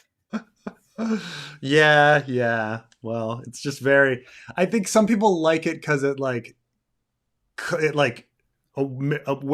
wakes them up. I think at the same time. Um, but on the American City thing, like I lived in Chicago for a while. It's a fine city, fine people, but the weather's horrible, and I would never want to live there, like ever again, really, because it's just like the winters are so cold and the summers are so hot, and I just can't deal with it. I just can't deal with it. LA, I like LA more than most Americans. I like love the weather and I love like how LA has just like little neighborhoods that are all really cool. that you can just like live in and stay in. So like when you say like I'm from LA, it's like, well, which part of LA? Are you like living in Manhattan Beach? Are you living in Hollywood? You know, are you living in Long Beach? Like where are you living? Because the traffic's so bad, you don't travel around. So like I do like LA, like in all the little neighborhoods, but I think a lot of people hate LA because they work somewhere else and they're in their car all they're constantly and they hate it. And a lot of people hate New York because they can't afford to do anything. So like a lot of times you visit people in New York and they're just like staying in all the time because they can't go out. Um, and there's some people like live far out and are on the train all day. But what I love about New York is that there's just something crazy in to us to see, and you can find every type of food. Like we found out that there was a Uyghur restaurant in Coney Island, and we went out to Coney Island, which was great because there's warriors spray painted on the walls everywhere in Coney Island. And we went to this Uyghur restaurant out in Coney Island, and we just thought it was like the funnest time. It turned out it was mostly Uzbeks, but Those darn that's Uzbeks always ruining things. I know, right? But I fucking but there's nothing better than New York in the sense of like you can find everything, and there's just this like hole in the wall from some crazy place around the world, and you can go see like improv theater or small theater or a breakdancing show in some like weird corner. There's something crazy going on everywhere. Um, it's a lot better than Kansas. By the way, for those of you who want to know, definitely check out the Instagram account, What is New York? It's fucking hilarious. And that's it. There's always something going on. Always. Something either insane or crazy or weird. Yeah. If you have a good sense of humor, it's funny.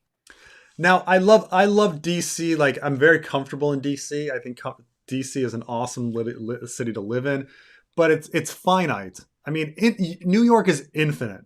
Like, you can go out to a new restaurant just in your neighborhood, and you will never run out of restaurants because one will close down and a new one will open up. So you'll never run out of like new interesting places to go.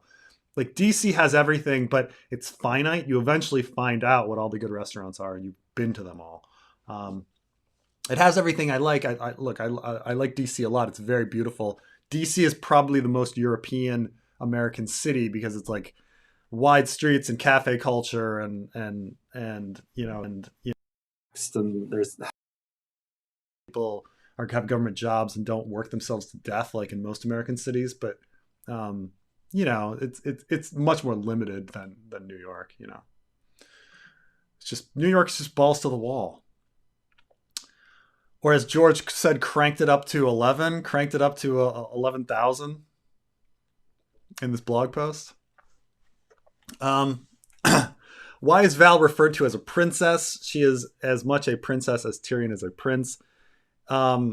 Is there more to it than manipulation? No, it's manipulation. So Stannis, the entire reason that Stannis went north is that he didn't have men. And so he knew that he could grab these wildlings and have an army. He was going to use a wildling army. That's his entire plan. And so how do you get the wildling army? Well, his plan was to give Winterfell to the wildlings, essentially, in order to get this wildling army. And he knows he's getting the army through Val. And so his whole plan is to marry his whoever to Val to be the Lord of Winterfell. And Stannis doesn't really care about who the Lord is.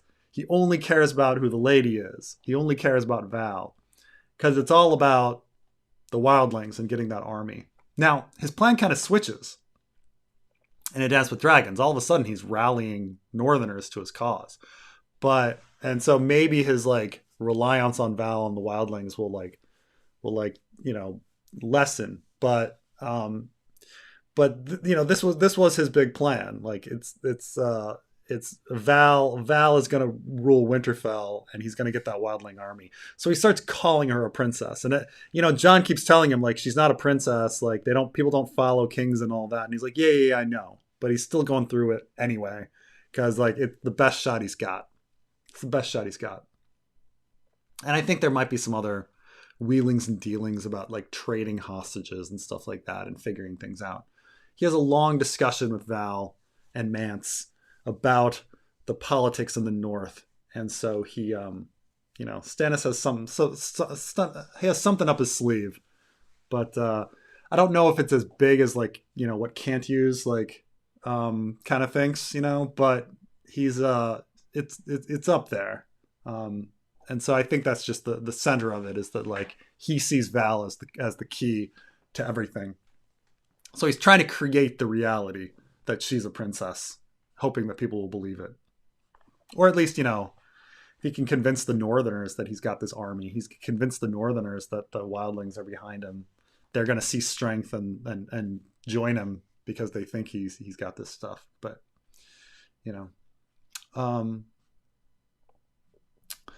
man, oh man. Where do you see Ashara Dane going in the books in your fanfic? So I've talked about this a bit. I don't think George has an idea of what Ashara Dane is doing. I think it's one of these things he's put on his back burner, Starfall and Ashara Dane, as like this eventual thing he's going to reveal, and it just keeps building up, and he hasn't gotten around to actually writing it. I think it's a possibility that she's Septa Lemore. I think it's a possibility that she's Quaithe. I think George is like keeping it, in the back of his mind for something major, and then, but we'll see. Now for the fanfic,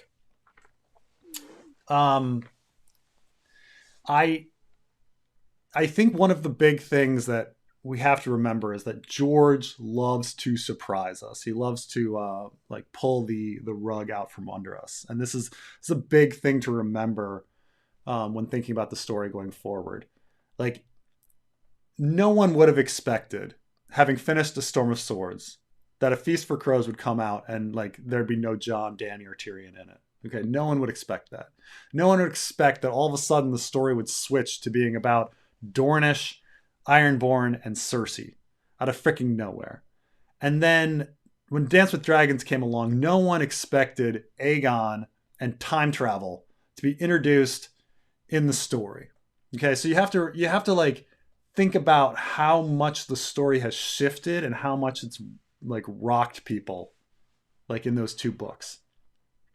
And then how much George plans on like rocking us later with like big reveals and shifts and changes. Because that's just his style. And so I think with Ashara Dane, I do plan on revealing stuff with Ashara and Starfall relatively soon in the fanfic. And I think now that Darkstar is with Hotah, that Darkstar is going to be able to tell some stories about Ashara. And I think eventually a character is going to make it to Starfall. And I was thinking about ways of trying to get Aeron to go to Starfall as like the point of view to see that city. How I have not figured out in my head like how Aeron would do it, but I see it thematically, like Aeron is heading through hell and then he's coming out of hell at one point, and there's like a divinity to it, right? Like Jesus goes out to the desert, he's tempted, he's on the cross, he goes to hell, he comes back from hell, and then he ascends or actually he doesn't ascend. Jesus ascends to heaven. I'm sorry. I was confused. I was a Muslim for a second that believes Jesus is still walking the earth. Then Jesus ascends to heaven. And so I think this idea of like Aeron is going through the hell, and then he's going to ascend to heaven, like Starfall being that moment of his ascension. This is like what I have in my head. I have not figured out like how he'd logically get away from Euron and make it to Starfall yet, but like thematically, this is what I was thinking in my head. And so I do see the Hotah chapters and the Aeron chapters like revealing what Ned and Ashara were doing. And the big thing about it is it needs to be a surprise. Like it needs to shock people. And I don't like when I eventually like put out for ideas and stuff, it can't be Ned was returning a sword and everyone was like, "Oh, you're so honorable," and Ashara's like, "Oh, but I love you, no," like, and it can't be something so simple. There has to be something that's revealed about Ned that makes us go, "Oh, fuck." There has to be something that's revealed about Ashara that we go, "Oh, fuck." That's realistic, not just shocking for the sake of shocking, not Ryan Condal level stuff of busting through a floor, but stuff where it's like, oh man, that makes sense. It's shocking, it's dark, it's bittersweet. That makes me change my perspective of Ned.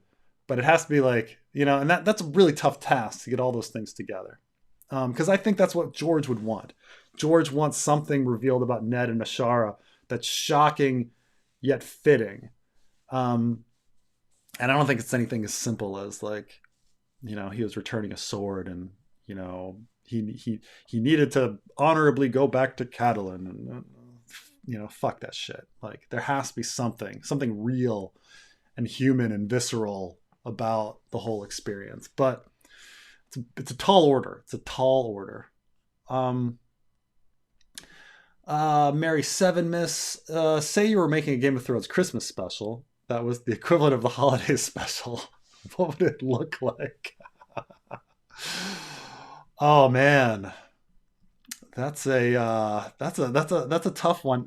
My wife and I just watched quite recently. We were searching for. I was telling her about the. It was Christmas, so you're always thinking about like Love Actually, and so I was telling her that like you've seen all of like the sequel Red Nose Day, Love Actually sequel stuff, and she's like, no, and we were searching for it, and we found a different Red Nose Day like thing on Game of Thrones that I'd never seen before. Have you seen the Carmine, the Red Nose Day musical thing? What is this? What is this? So What is this in regard to? In What the life? UK, they have a day called Red Nose Day, and it's a day where they try to get Brits to donate to charity all at once. It's like a big charity uh, um, pull. And what they do is they'll usually have like a TV special, comedy related, where they get a bunch of stars to come together and like do something, and then to get people excited, and then they donate to charitable causes. So they call the whole thing Red Nose Day.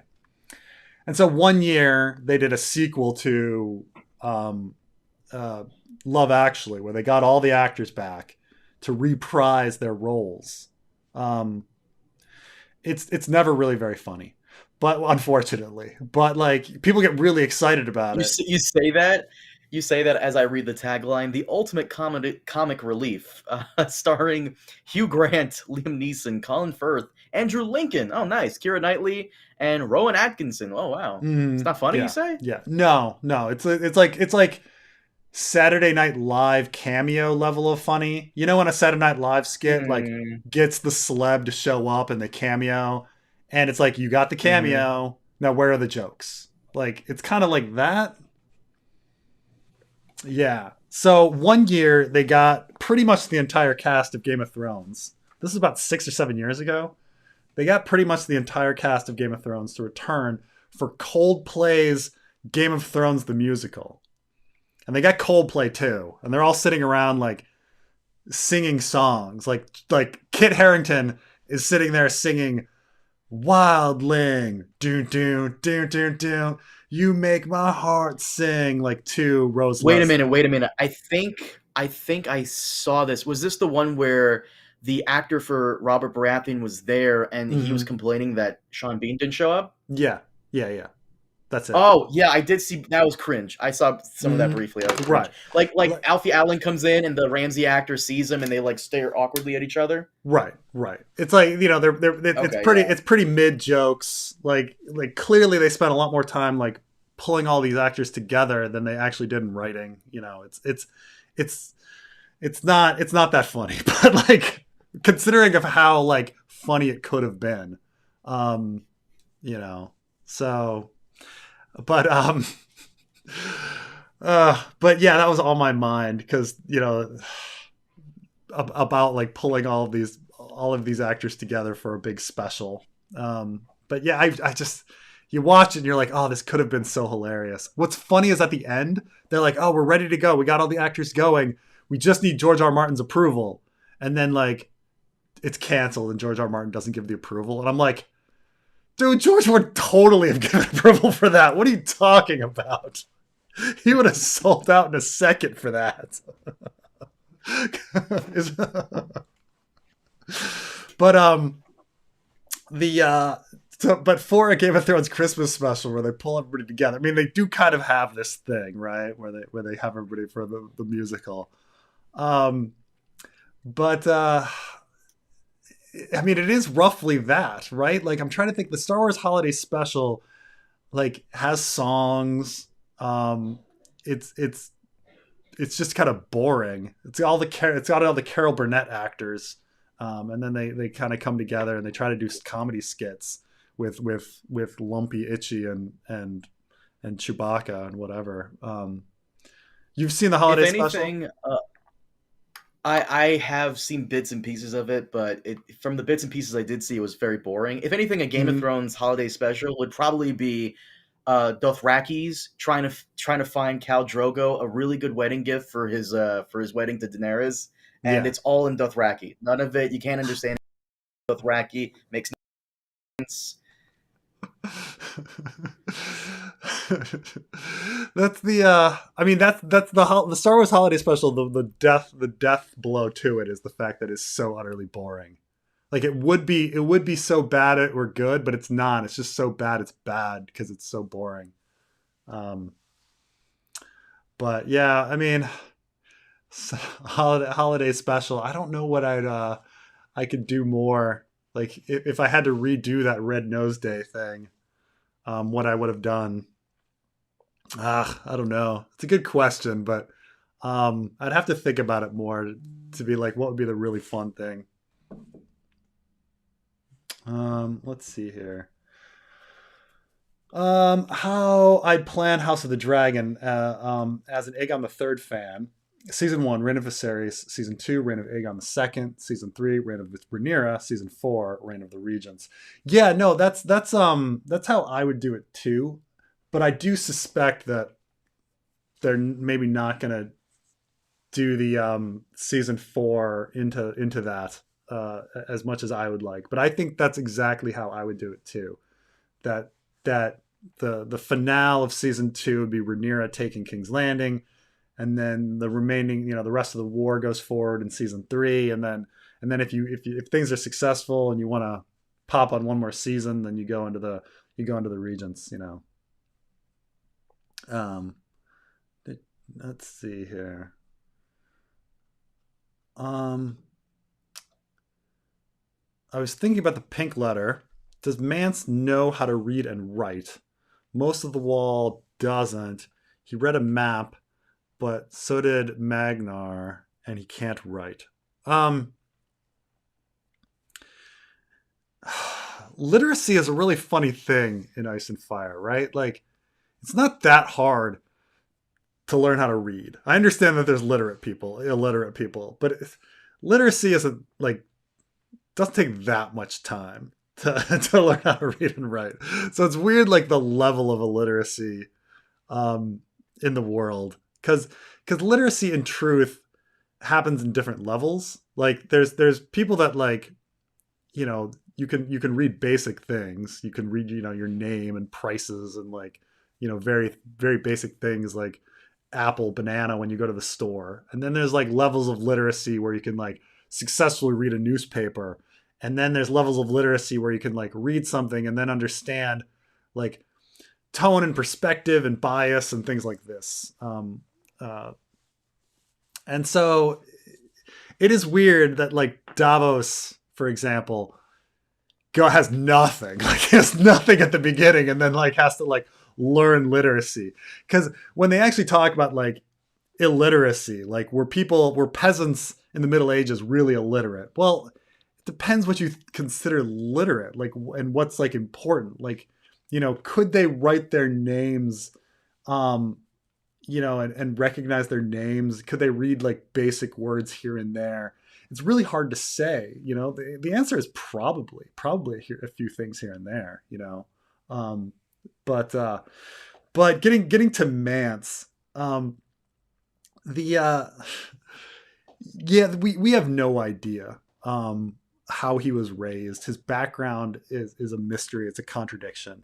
But say he were raised at the wall, as a boy, like, the stewards, they have to take inventory of stuff and they're writing stuff down. I could easily see somebody like teaching him how to read at some point. Um, and or the maester or a septon, like, who has free time, because the wall does have maesters and the wall does have septons, and they're trained in this sort of stuff. They're trained in teaching. So it's like, I could easily see the explanation that, well, since Mance was raised at the wall, that he would learn to read and write from them. um, I think the more interesting question is whether or not Tormund has the ability to read, uh, because he looks at the pink letter briefly and then is like, "Don't know what this is. Doesn't look like much to me," and then um, passes it back. But I do think it's interesting to think that, like, maybe he read something in that letter that John didn't, like some sort of code. But I've looked through the pink letter a million times. I couldn't find any code, and I spent a lot of time looking for code. I couldn't find anything. So, but I think if there's maesters and septons around, like, why wouldn't they spend some time, like, teaching a kid to read? It's not that hard. um, Hi Preston, Merry Christmas. Thanks for the great content in 2020. George is inspired by history. What historical events will you include in the fanfic, if any? Yeah, no, there's a few things that are we're going to include, especially with, like, the Carthaginian invasion of Rome, or the Roman Empire, or I guess it was a republic at that point. But yeah, the Hannibal's invasion of the Italian peninsula and, like, the battles in there, like, I think that's going to be, we're going to have some callbacks to that. Um, I think we're definitely going to be getting into more discussion of monastery life, nunnery life, like, definitely some parallels to things like the Canterbury Tales, and there's uh, a story about with nuns and monks that I want to call it's called, like, the Decameron. I think I was thinking about the next Hota chapter being like the Canterbury Tales or the Decameron, because he's going to be hanging. Hota and Darkstar are going to be hanging out with some septas and septons, and whether they're going to, like, already be in Old Town, or if they're going to be traveling to Old Town. I don't know. I haven't decided. But, like, in his next chapter, they're going to be in a group. They're going to be surrounded by septas and septons. And I kind of thought that it would be cool to have, because I wanted to get into Ashara's backstory, that there would be a storytelling chapter very similar to Bran's storytelling chapter at the wall, where these different septas tell stories, and then Hota and um, Darkstar tell a story, and so that it's kind of similar to the Canterbury Tales or the Decameron. And then one of the in those tales we can kind of reveal Ned and Ashara, and we can also, through the other septas tales, tell a bit about Westeros and what life is like as a septa, and what the faith is like, and things like that. And then, with Hota, we can also have a tale, where I'd really like Hota to talk more about Norvos, and I'd really like him to talk more about Croyane, um, and Doran, having, because when Doran comes to Norvos, he passes by Croyane, and it should be this huge moment in his life. But like having the opportunity to like bring this in organically has been difficult, because but I think it's a very, very important moment in Doran's life, um, that needs to be talked about. And I kind of think like, well, how do we bring up all of these old stories? And I think a good way might be a storytelling chapter like Bran, um, where we have kind of a parallel to this. So I think there's a lot of room for different historical tales and interesting stuff when we get to Hota 3. I'm really looking forward to Hota 3 actually, but that might be down the down the line. Um,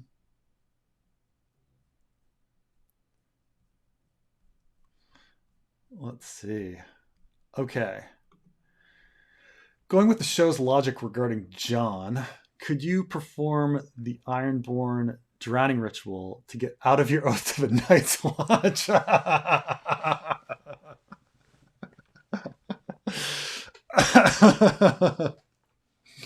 You'd think that like Cotter Pike would have thought about this kind of stuff, like you're born again. Um,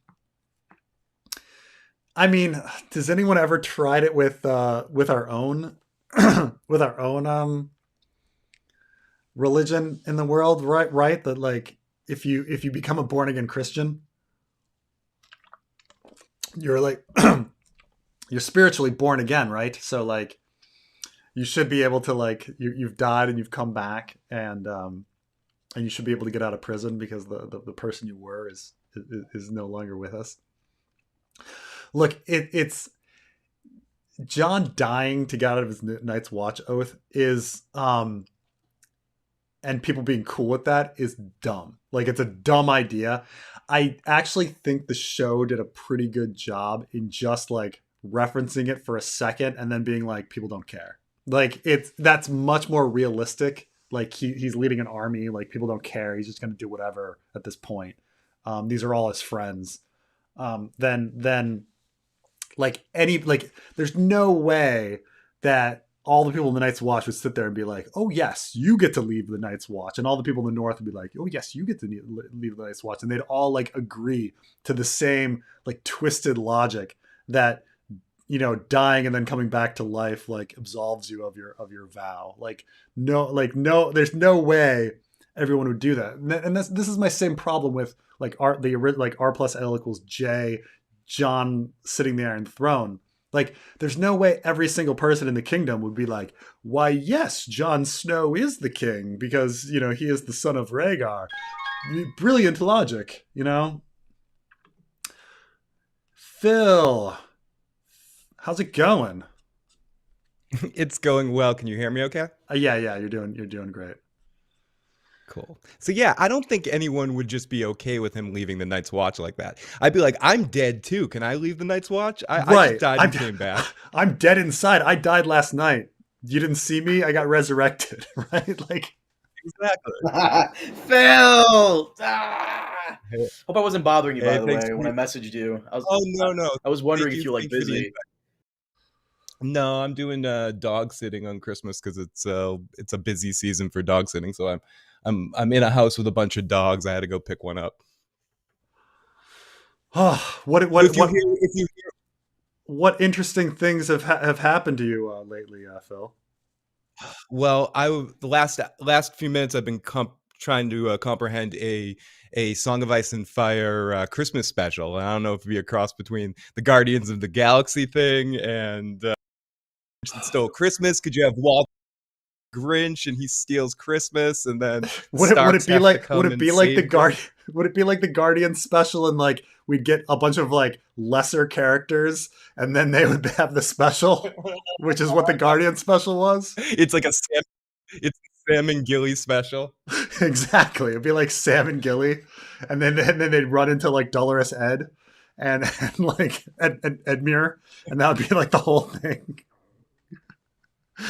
Yeah, I mean, whatever. The Guardians Christmas special was fine. It was what it was. Yeah, it was. I mean, you were talking a little bit about it before, just in general. Anytime they try to do something where they have actors out of the swing of playing characters, coming back to play characters again, unless they just do it in a completely tongue-in-cheek way, in the sense of some of those live performances they did in front of a studio audience, like the All in the Family one, or where they had a couple of the guys from Arrested Development playing kids in the background of Facts of Life.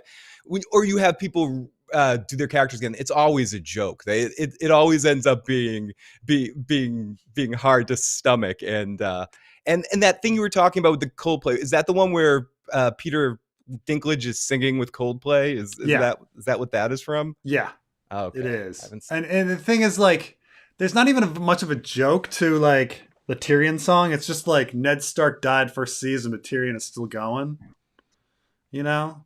There's even a song where I think Jamie sings a song like called "Closer to Home" about his like love to Cersei, and it's the first Coldplay song about incest, and you're like, it didn't, for some reason it wasn't even very funny, because you're like, well, yeah, because we know Jamie and Cersei for so long, we kind of forget about the incest, you know, like it becomes normalized, and that's kind of the point. And so like Jamie singing a love song to Cersei like doesn't actually seem that weird, you know, because we've been normalized to his incest. Yeah, and now that we get to House of the Dragon, it's even more normalized. I actually popped on right as I saw a super chat. I can't wait for you to get to, because I'm curious of both of your guys' thoughts. So I'll jump to it ahead of time before you get to it. It's something that says thoughts on the Westworld cancellation. Was it justified? Yes. It was fucking justified. It was justified, and I hate in a weird troll way that I love that they took it off the HBO system, just to be like, no, your show, we baked a lot, and I know it's a new person and there's all that other drama, and I'm half kidding, but no, Westworld dug its own grave in that third season, and I didn't even watch the most recent season. I know Carmine and Preston did, so I'll let them speak to this as well, but they lost me in season 3. It was better than season 3, season 4, but like, I mean, there's definitely some moments, but it was still like, it didn't have the scope of the first 2 seasons. It like didn't feel big. Even though they were doing big things, it just didn't feel big, you know? It was completely justified. The ratings were down. Like, and this look, I really hate that HBO is like killing all their shows. Like they're killing all of them. Like I don't know if you guys know, like his Dark Materials, like very quietly like pushed out their last season. Like very quietly. Like what? Like I had to like look it up. Like it was on my mind. I was like, what happened to his Dark Materials like season 3? Oh, it was just released. Like, why didn't I know about that? There's a lot of them. Like they have a Avenue 6, like their space show comedy thing, like quietly had their second season. There probably won't have another one. You know, Raised by Wolves was canceled, you know, like it's just like they're killing everything all at once. And not advertising anything. Like it's as if like it's like how Hot D and White Lotus is like, and Euphoria is like the only things they promote. Yeah, and they've also gutted a lot of the animation. That too. My hope is that they bring. I would like for them to sell the rights to Westworld and Raised by Wolves to like either Netflix, Amazon, or Apple TV, and have those guys bring it back for like a final season. Why not? Because they're not doing anything with the property. Just fucking sell it. Just sell it. Who cares? You know, I think there's no show that had a better ending than like that was in a situation like this that had a better ending than probably Firefly, where you had this series that was left up in the air, and then you got a movie that more or less was a pretty fucking good ending to it, you know? Like I don't like there's not many shows that get to have that. It would be nice to have that with Westworld or something, but you know, I doubt it'll happen. It would be nice to have that with Raised by Wolves, but it'll never happen. The Amazon series Peripheral, which I think is made by some of the same people, some of the same creative forces, and the first season was pretty good. I don't know if either of you guys watched it. It wasn't amazing, but it was pretty good. So I mean, Carmine, what you were saying, something like Amazon might buy Westworld and then produce a final season to wrap things up, or you could get a movie or something like that. I wouldn't put it past it, especially in this day and age where every property is rekindled. And I'm sorry, Swagger Dagger in the live chat that said he was 6 episodes into the first season of Westworld when it got taken off HBO Max. That's the good season, and 6 episodes in. You're in a really good period of time, so I kind of feel bad that what I said, but that's the good Westworld. It changes, believe me. Well, there's actually precedent for this because they did this with oh my god, The Last Kingdom. They did this with The Last Kingdom. Last Kingdom went from being on BBC, and then I think they took it to Netflix, and Netflix did some stuff with it. So, and there's another show I'm sure I'm forgetting. What's the show by George R. Martin's proteges? It went on from Sci-Fi Channel to Amazon. The Expanse. They do this all the time, so why not? And way back in the day, Scrubs was a big one too. It went from, I think it was NBC to ABC for the final season and a half, and then the horrible last season, which was a spin-off series, but actually the last season. But I believe so. There is precedent for stuff like this happening, so you never can tell. Then aren't they bringing back Scrubs again? I didn't hear that. I wouldn't doubt it because of the rise in popularity of it due to the podcast of Zach and Donald Faison that they do, where they recap. They end up getting a Super Bowl commercial, and Zach's directed a couple of movies that did pretty well, and Donald Faison continuously works. So I think there's definitely been talks of a reunion of some kind, but I don't know. I haven't heard about it actually coming back. I know Frasier's coming back again really soon. God. They just started shooting. That 70s show is back. That 70s show is coming back. Yeah. The 90s show. It makes me sad inside because I was like, I saw it and I'm like, that 90s show, like how old is that? Because they showed like Red and his wife or whatever, and I was like, and so then my wife pointed out like the show was like it was canceled 15 years ago, so like it should be the mid 90s. I was like, oh fuck, like like oh, this is happening in real time. But they had a kid at like immediately at the end of, because the star of the show is like 14 or 15 or something, so like that means the characters at the end of that 80s show immediately got pregnant at like age 18. This is horrible. Yes. Yeah. This horrible thing. I don't know if it started with it, but the worst offender of this was Fuller House. It was like, do we need Full House to come back with a Fuller House? Right. And there was more twins and more. And I mean, it's a cheesy show, but I don't know if this was the first one of all of these, but it was definitely one of the prominent. Wait, that's the worst offender? I thought the worst offender was the revival of Murphy Brown. You guys ever see the revival of Murphy Brown? I never watched it. No. But or Roseanne before she made the racist comment. I think that's still on the air. And now it's just called the Connors. They rebranded it as the Connors. Yeah. Right. There's some of these revivals though people really like. They like the Twin Peaks revival. Yep. So some of them work, but it's just. I mean, even some of the reboot movies that are old properties from the 80s that you should never make work too, but doesn't mean they should do them. Like 21 Jump Street movie is funny because they don't take it serious, but that doesn't mean you should go and make The Man Called Uncle. But that's where we are, right? Like, nothing's creative and new anymore. Everything's an existing property. Yep. Everything's the equivalent of a tribute band. Glytus writes, Merry Christmas, Preston, to you and your family and Chad, I guess. Thanks for inspiring and entertaining me, and doubtless many others. Go fuck yourself, Glytus. No, that's very nice. Very nice thing. Oh yeah, the Matrix remake. Oh god. Matrix remake movie was like whatever. Was it supposed to be bad though? Because if it was supposed to be bad, I compliment it. It was unusually meta. It was unusually meta. I mean, you can't have Neil Patrick Paris as an antagonist and make it serious. Right. You know, like I think conceptually it was pretty. Where else could you go with it? They went somewhat place new and different, you know. So what can you do? I'm sure Glytis is off having a toasty hot time this Christmas with the it's Barbie time, right? In Australia.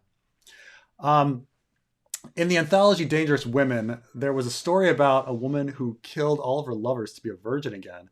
Your comment on Darwin made me think of it, and I felt the ridiculous need to share. You know what's so funny is that I've never read the other stories in Rogues and Dangerous Women. That's maybe I need to go and read this up again. To kill their lovers to be virgins again. I guess in like time, if you know, time traveling sense, maybe that would work. My God, these how do these bots get in here? It's amazing. The porn bots, yeah, they're relentless. Oh, I took care of them. Your software that you use just doesn't update it. well, you know, there's a delay. Since recurrence is a major theme of A Song of Ice and Fire, will the Night's Watch become a breakaway state? Would the Night's King be featured in a fanfic? I don't know if they can really be a breakaway state because they need bodies, right? They need warm bodies to be part of it, which kind of like didn't really make sense historically, right? That like everything is. I mean, maybe it makes sense in that. So even when Europe was in a lot of broken states, you did have people from different places getting sent to the Middle East for the Crusades. So there was cooperation in that respect. So I suppose one could say like the Wall it could be seen as like the Crusades, you know, where you send off these people. So maybe, but it seems odd that they're able to make the Wall work with different states without a centralized government. But could it work if the Wall were like its own state? But I didn't put that one up actually. Here we go. Now I think with regards to the Night King. And I'm talking about the original Night King, not the samurai Night King of the. He seems to have been trying to start some sort of unified state of the Wall, where both the Wildling King and the Lord of Winterfell had to or the King of Winterfell got together to take him out, which is kind of an interesting idea. Like, is there a military advantage to having like the Wall itself as a fortress, and could you build a state around the Wall? You'd have a lot of land, I suppose, along that stretch, and it's pretty defendable. So maybe it's an interesting idea. I definitely haven't thought about it for anything with regards to. Could you just have treaded on an actual interesting idea for a Jon Snow series? Oh, that's totally not going to be it. No, definitely not. It's going to be some. Speaking of which, do you think I don't want to voice the question like this, but how bad do you think this is going to be in the sense of a money grab to find any excuse to bring back legacy characters? How do you think this thing's going to go if it ends up happening? I'm just curious. I mean, it's got to be that, right? Like, even when you talk about a show that was very successful on its own, like Frasier, okay?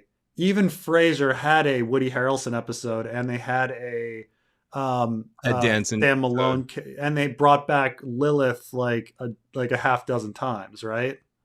Yeah, every season. So even those shows that had their an entirely different plot, that had a completely different tone, that were successful in their own right for a completely different reason, still did that. So there's no way they're not going to do that. I'm trying to think of if there's any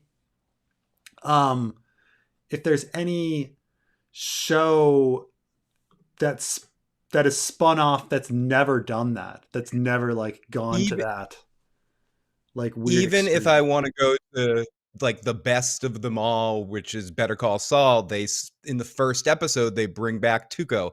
They bring back so many characters on Better Call Saul that by the end it feels like you're watching Breaking Bad. Right. So I don't see them not bringing back Daenerys in a nightmare dream scene where he's haunted by what he did. Like my Right. worst case scenario is he's haunted by that. Dario shows up to seek revenge, and John bests him in one-on-one. Like it's gonna get that cheesy and stuff. But I could be wrong. I'm seeing darkest days here. I mean, it has to include Rose Leslie, right? I mean, that would just be the easiest one. Like nightmares of Rose Leslie, having dreams of Rose Leslie. You know nothing. I mean, it's got, but he's married to her, so it's be like so easy to like bring her in. Like, well, that's just like, right. And he developed the series too. She's definitely getting a part. It's like Kurt Sutter developing Sons of Anarchy to get a starring role for Katie Seagal. I mean, whatever you want to say about the show, he also has her sing every soundtrack song every other episode. So she's gonna get a cameo on Snow. I mean, I admit Katie Seagal was pretty awesome, but like, she was great. She was great on that show. I mean, it's the same with like Peacemaker, it stars James Gunn's girlfriend. Yep. And she's really great in it, but it's Wait, who's James Gunn's girlfriend in Peacemaker? The blonde. Are they married now? They might. What's her name? What's her real name? Jennifer Holland? That's it. Is that her? Oh, that's his wife? Yeah. Damn, dude. Damn. Sorry. Continue. There's no greater aphrodisiac than power. I mean, yep. I mean, you can go the other way and be like the Quicksilver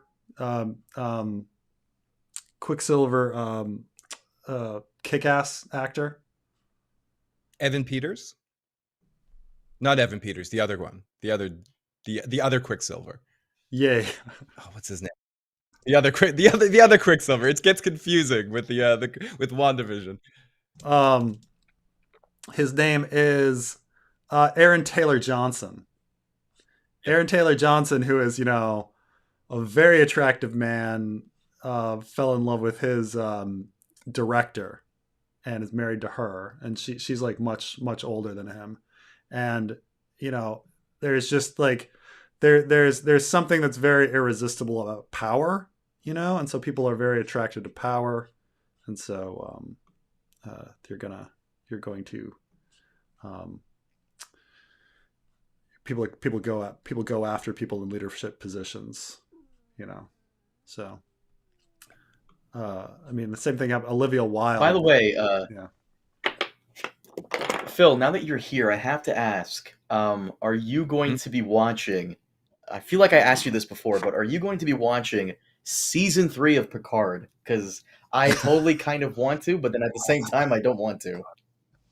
Now, okay. The three of us got together after, I believe it was the first or second episode of Picard season 2. We were talking all hopeful. I feel like I want to have the three of us listen back to that so we can call ourselves fucking idiots for what we were talking about. But am I going to get hypnotized by it again just because of the legacy cameo comebacks? They finally did this. This is what people wanted from the beginning. They just wanted, but then they're doing stupid things like sticking some of those Picard people in mixed with the cast because, they killed Data off, so they have to have like someone else filling in the spots. Am I going to watch it, Carmine? Yeah, I'm a masochist, and I've got sunk cost fallacy at this point. I'm already involved. There's going to be lore, right? It's lore. Lore needs to show, or B4 needs to show, right? I mean, I definitely was always thinking like, when's Lore coming back? Because when they said like you're going to be disassembled, and I was like, oh, you didn't even kill him, you disassembled him. When's Lore coming back? I've always Preston, thought that. But of course, that's like a biggest Tom Riker situation. Like Tom Riker's got to come back at some point. He does come back in again one of those stupid things. He comes back in a novel where they break him out of a Klingon prison. But the lore thing, they dropped the ball with that with the Star Trek Nemesis movie. As much I said before a couple of times and made fun of it with the Shinzon stuff and Tom Hardy playing young Picard. In an alternate universe, Nemesis could have been a good movie. You bring back lore. Maybe you have Patrick Stewart play both parts of himself, the clone parts, and you let him play kind of like an evil role, something he doesn't get to do too often, but he did it in Minority Report. He did like play an evil Picard. I like Tom Hardy, but that was always kind of a joke having him play young Picard. But I don't know. That was the opportunity that they had to bring Lore back. He should have come back in that movie. But instead, they created that stupid B4 character. Yeah. Aaron Taylor Johnson was only 18 when he met his director. She was 32. He was practically a minor. There is something weirder when it's younger. I mean, Jennifer Holland's a full-grown woman. She can make up her own mind about things. But there are some things that are kind of like on the bubble. So I read an interview with Monica Lewinsky, and a lot of people look at the Monica Lewinsky scandal and they say, well, Bill Clinton, what a creep. He was like taking advantage of his power position over like one of his like workers. And I would agree with that assessment. But when you actually interview Monica Lewinsky, because she's often like put on this poster as someone that was abused, she's like, I wasn't abused. I was just in a relationship with somebody. Like I was an adult. Like we had a relationship. Like I don't like how he tried to like hide everything and like lie about it later, but like I didn't feel taken advantage of. Like that's not how it was. That wasn't the dynamic. And then people would say like, well, she's kind of delusional about it, and I we're all delusional, and I would agree with it to that extent. I would agree, but it's at the same time like, at what point does someone get to the point where like they're able to make their own like decisions on their relationships? I admit like, an 18-year-old and a director, like where it does seem really weird in the case of Aaron Taylor Johnson, but like, at what point, like later on, like, is how old was Steven Spielberg married, what's his face? She never really did anything after Indiana Jones. Karen Allen? No, Kate Capshaw. Oh, was she the second Indiana Jones girl? Yeah. So Steven Spielberg directed her, and then they started dating, and he's been married to Kate Capshaw for years. But I'm trying to think like how old Kate Capshaw was. Indiana Jones and the Temple of Doom came out in 1984. So Kate Capshaw, age, she's 69. So in 1984, she would be, that would be 38 years ago. So she would be, 30, 31, 30. So she'd be 30 years old, Like at that point, she's a grown-ass woman, right? Like she can make her own decisions. Is it an inappropriate situation that she's like dating the director? I mean, we wouldn't get away with it now, like, like it's weird how we like, I think there's definitely shifting attitudes about workplace romance and what's appropriate in now. But like back in the day, they didn't have online dating and stuff. Like you met people, you can only meet people through a few places. Yeah, your friends, parties, workplace. And I want to say the dude that directed The Fifth Element was married or was involved with the girl that played the Fifth Element. Then he directed her in a weird weird movie that was very sexually explicit and stuff like that. So it definitely happens, and it's an awkward situation, especially having done it and having done a lot of theater in my life. It happens a lot in theater too, where one of the actors is dating the director in some ways, and it's Oh awkward. yeah. It's No, I actually mean awkward. I was a director. I was a director of stuff in college. Yes. Yeah. Like all of a sudden, like people that have no attraction to you see you in a power position, and then all of a sudden they're attracted to you. Yes. That's like it's completely the situation. Um so it's a two-way street, it's not like a lot of these people are in the power position like scheming, going ha ha ha ha, how can I abuse people beneath me. A Sorry, lot I'm of it's about to like go you're in the power theater geek. position, someone finds you attractive and they start like sending you signals, and you're like, oh, this person that like normally What would never be interested in me uh, is what like. what plays did you direct, Preston? They were some small theater plays. I directed a small show called Ghost of the Machine. I directed some improv, and I assisted directed a small show called Seven Blowjobs. But this was yeah, but Ghost of the Machine was the one that I spent the most time on.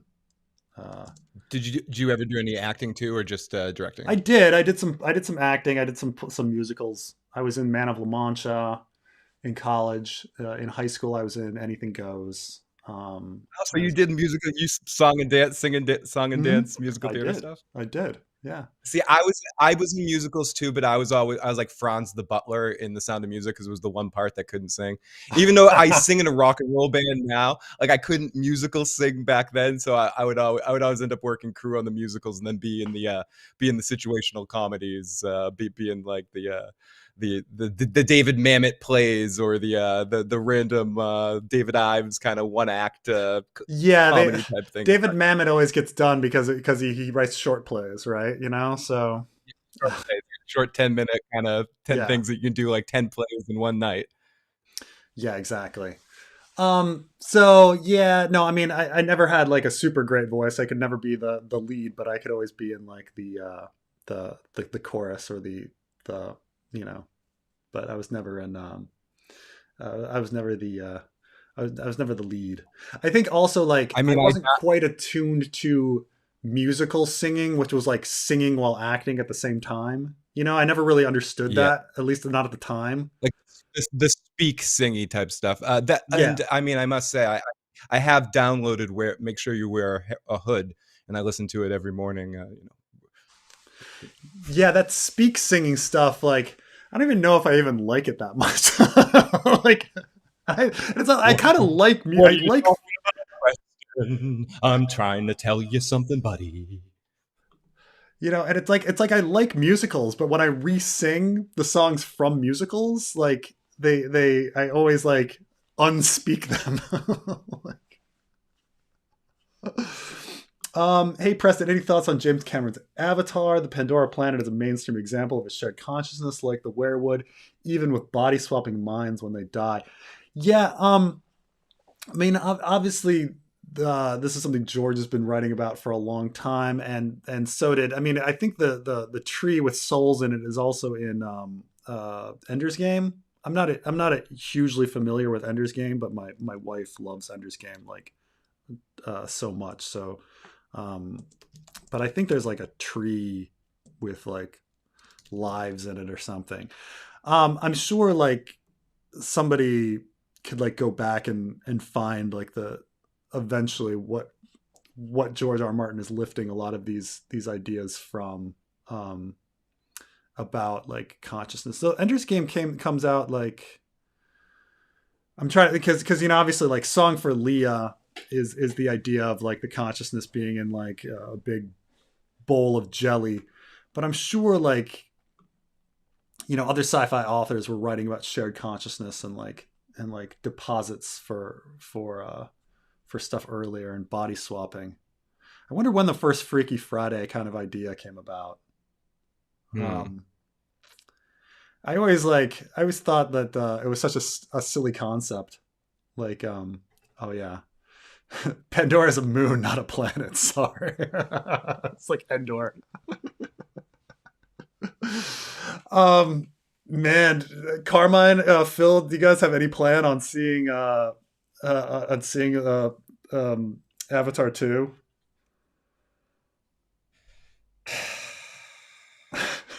wasn't a I wasn't a huge fan of the first one. I mean, I know a lot of people really love it, so I'm not in any hurry necessarily, especially when I've heard that it's kind of a retelling of of a similar story in the next one, as some of the reviews I've heard of it. Yeah, the George R. R. Martin is not borrowing Orson Scott Card. No chance. No, no, and like I say, he was doing stuff before Orson Scott Card. I'm just saying that like having like trees holding people's consciousness in them seems to be a fairly common idea in science fiction. And Preston, I don't know if this was the first one, but Freaky Friday, the 1976 American fantasy comedy, was based on a 1972 novel of the same name. Mm, So I don't know if that was the first example of it, but it was based on the novel, so that might be the foundation of it. yeah. Um, the Yeah, I always thought body swapping was really silly because, like, obviously, like your memories are tangible in your brain. Like, if I hit you on the head with a wrench, you're gonna forget your piano lessons or whatever. So, like, the idea that like your memories would go with you, like in some sort of ghost, like into somebody else, and that you could have a body swap, is so very silly. Like without an actual brain transplant, like Steve Martin style in All of Me or whatever. Or no, it wasn't even All of Me. That was The Man with Two Brains, right? Where they actually like, Brains that yeah. It's weird that Yeah, Steve there's Martin was another in. one with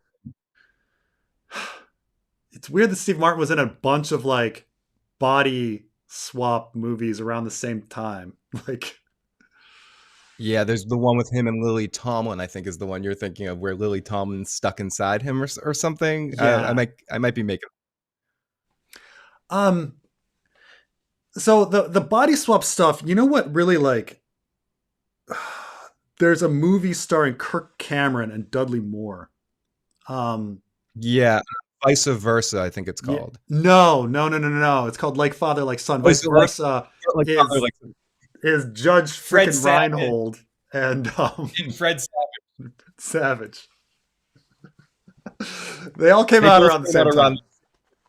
the time, yeah. So what I hated about this movie is they do their body swap stuff, and the how they do it is this like ridiculous like American Indian like drink that they drink and then whatever. And what's weird is at the end, the two villains, because the boy has a villain and the father has a villain. He like as a prank, they like force them to like body swap, and they're swapped at the end. And you wonder like, and that's how the movie ends, like them laughing because they've body swapped the two villains, and you're like what a horrible traumatic thing that you're doing to these people. Like even if you're going to assume that like the next day they're going to track them down and they're going to like help them like body swap back, which is like best case scenario, like like what a horrible thing that our protagonists have done to somebody to like to like I all of a sudden hate the protagonists. Like you just like like cause somebody else the exact same trauma that you went through for an entire movie. Like, and we're like, haha, we got them. Like, it just like now I like feel like hatred for every character I just watched. Like,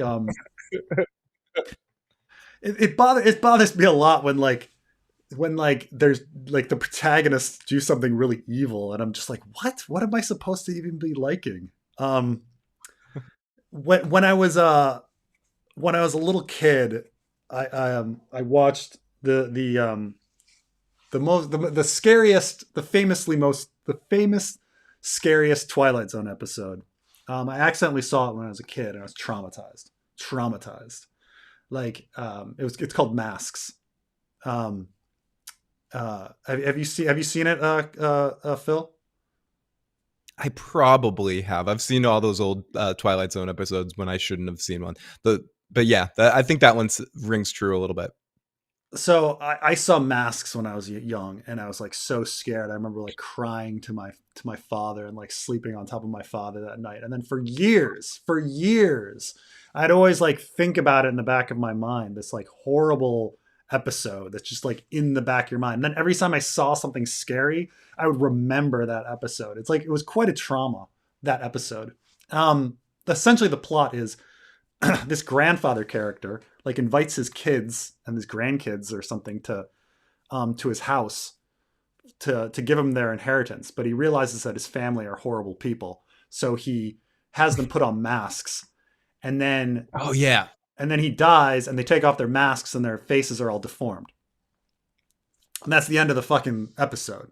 You know, now they're as ugly on the outside as they were on the inside. Like, okay, and it's like you just maimed your family. Who the fuck? What the fuck is wrong with you, dude? Like who would do that? Like what? Like it's so traumatic in the sense, not just in the sense that these people were like mutilated, but the fact that like another human being would want to do this to somebody, their own family. Like everything was wrong about it, and I just anyway. Long story short, that's like every time I think of body swaps, I think of like Father Like Son, and I think of like the horrible thing they did at the end of that movie, and it's just like my mind is just like ruined by all body swap stuff. Like, God damn you, Kirk Cameron. God damn you. I mean, fucking Kirk Cameron. God damn you. Yeah, I mean, fuck. Goddamn Kirk Cameron. I feel bad with how much of a growing pain, not or with all those horrible sitcoms. I was a huge Growing Pains fan at the time because he was the Bart Simpson before, like the underachiever kid in school. Oh yeah. And then he was a theater kid on that show, and kind of I'm embarrassed to say Kirk Cameron on Growing Pains got me into theater because he was doing acting on the show, and then he got the girl, and then finally all of his stuff came to light when there was a girl on the show named Julie, and he didn't like that she did a not even a too risky, but like a pose in a magazine, and he got her fired, and then hired his girlfriend that took over the role as his girlfriend on the show. And they just fired this girl in between seasons, and that was when Kirk Cameron started his, Kirk Cameron-ish. Yeah, I remember. Yeah, she posed for Playboy. Yeah, Yep. And they fired. Yeah, they got her fired and ruined her career. Kirk Cameron ruined her career because she posed for Playboy. Because he was the show. They realized that he was the one that was on Tiger Beat magazine, and everyone was watching for the hijinks of Kirk Cameron every week. And then he ruined the show because he was like, I feel like my character isn't growing. And you're like, yeah, that's the whole fucking point, dude. Like, you're like, you're a loser. And it's funny. People like you because you're a loser on that damn show. You're the troublemaker. Like, that's why they're tuning in. Like, Jesus. Yeah. I mean, he was good at what he did. And then he wasn't, and then became like Kirk Cameron became the worst human being. Like the worst, the most ineffectual like converter to Christianity because his logic is so poor. Yep. Like putting people on about like telling people that like evolution is proved wrong because of bananas. And like, have you seen that? Yeah, now I'm gonna make a movie. Yeah, he's gonna make movies about it and stuff. He fucking banana. Time. The banana. The evolutionist nightmare. Show me that smile again. Oh,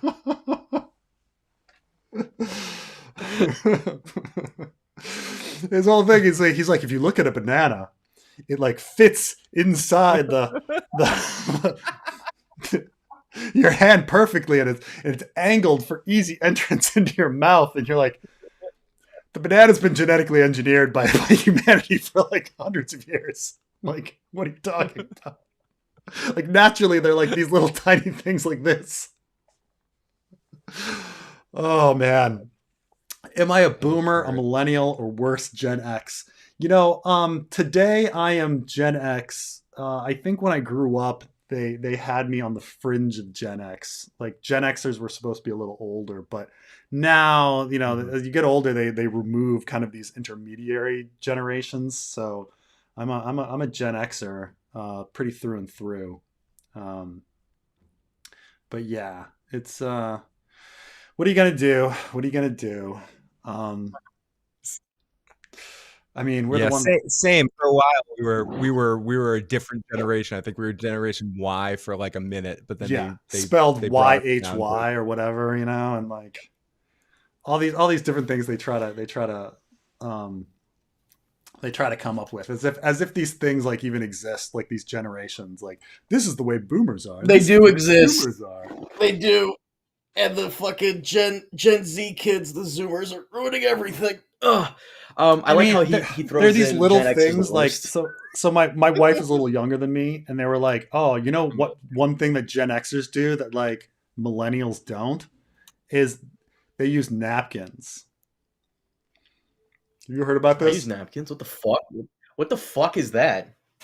Versus paper towels.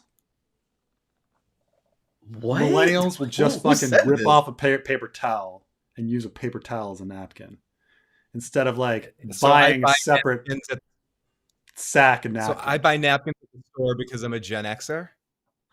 Or apparently, like everyone before, like when you go to the grocery store and you buy like your needs, do you buy separate napkins and separate paper towels, or do you just buy I paper buy towels? separate. Yeah. Yeah, Well, I buy separate. you're Oh, you're there's you're, a better you're an one though. There's a better one I old man, Carmine. Yeah, saw. Carmine's a Stop Gen it. There's Xer a now. better one I saw. There's a better one. The great. Apparently, according to someone, I read this online. According to someone, the greatest generation divide to figure out if someone's like a Gen Xer or a millennial is if they separate whites and colors in the washing machine. Who Do doesn't you separate separate whites when and you do your colors in the laundry? washing machine? I don't. Do you? I Yeah, don't. It comes out just fine. you wash on Yeah, cold. comes You out must. just Yeah, you fine. must. You wash.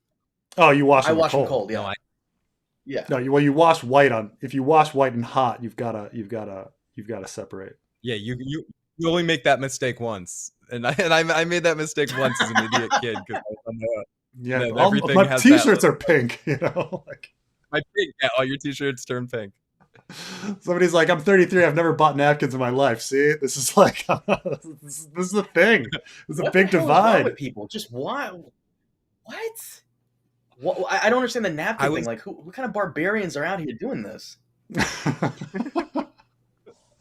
that's for wiping stuff up. That's not for wiping your face. Who separates clothes? I just throw them all in. Um, hey, Prest, I'm a big fan of your Rivalence theory. Just wondering if you would ever do a recap or expand on the Brotherhood without banners. I love the content. I think it's the Brotherhood. I'm gonna definitely like get into all of that again when we start getting into like the Jamie and Brienne story, which is coming up fairly soon in the queue. So I have to start thinking about the Brotherhood without banners again. I don't like for a long time after I did that Riverlands series, which eventually comes to the conclusion that they would be for Aegon. I actually like thought I went too far, and then the second Arion sample chapter came out, and I was like, and there were so many more parallels again to the the Brotherhood without banners being like the Golden Company that like I all of a sudden was like, huh, maybe I was onto something or not. So um I do think that like going back into that the characters again would be interesting, and I do think a lot of them point to wanting to support Aegon in the end. Though after doing Brienne, I also kind of realized that like thematically they're supposed to represent like lost morality. So there was a big kind of shift in my thought when I did the Brienne series. So we'll see. We'll see. This is kind of funny. Who? Let's not kid ourselves. Who washes clothes anymore? Just buy more on Amazon. It's true. Um, disposable cultures. Disposable culture. Yes. Someone else in the live chat saying napkins are for rich people. Maybe I could save so much money by just buying paper towels. No, I've I'm checked the poor. prices. You, it's about the same. You're not saving or losing any money, like ounce for ounce, like sheet for like the amount of paper that you get is about the same for for paper towel versus napkins. Because I had this like discussion with my wife because she's like she is paper towel only, and I was like, but there's got to be like some sort of price difference, and I was like, no, it's actually it's like down to the cent, practically exactly the same. Like whatever wood pulp is happening, you know, kind of thing is going on. Ban. And yeah, handkerchiefs used to be a thing. I remember someone said handkerchief. Carmine Phil, probably blows his nose with a handkerchief. Phil, back me up on this. You see the on YouTube.com instead of the eCam thing. You see it like it did not come out all these bots, but on his eCam it shows like there's like 17 of them. You see this? Oh, only one showed up on the Yeah, it's so weird. So weird. You know, I bet YouTube itself has like some sort of thing that like limits them or something. Mm-hmm. Yeah.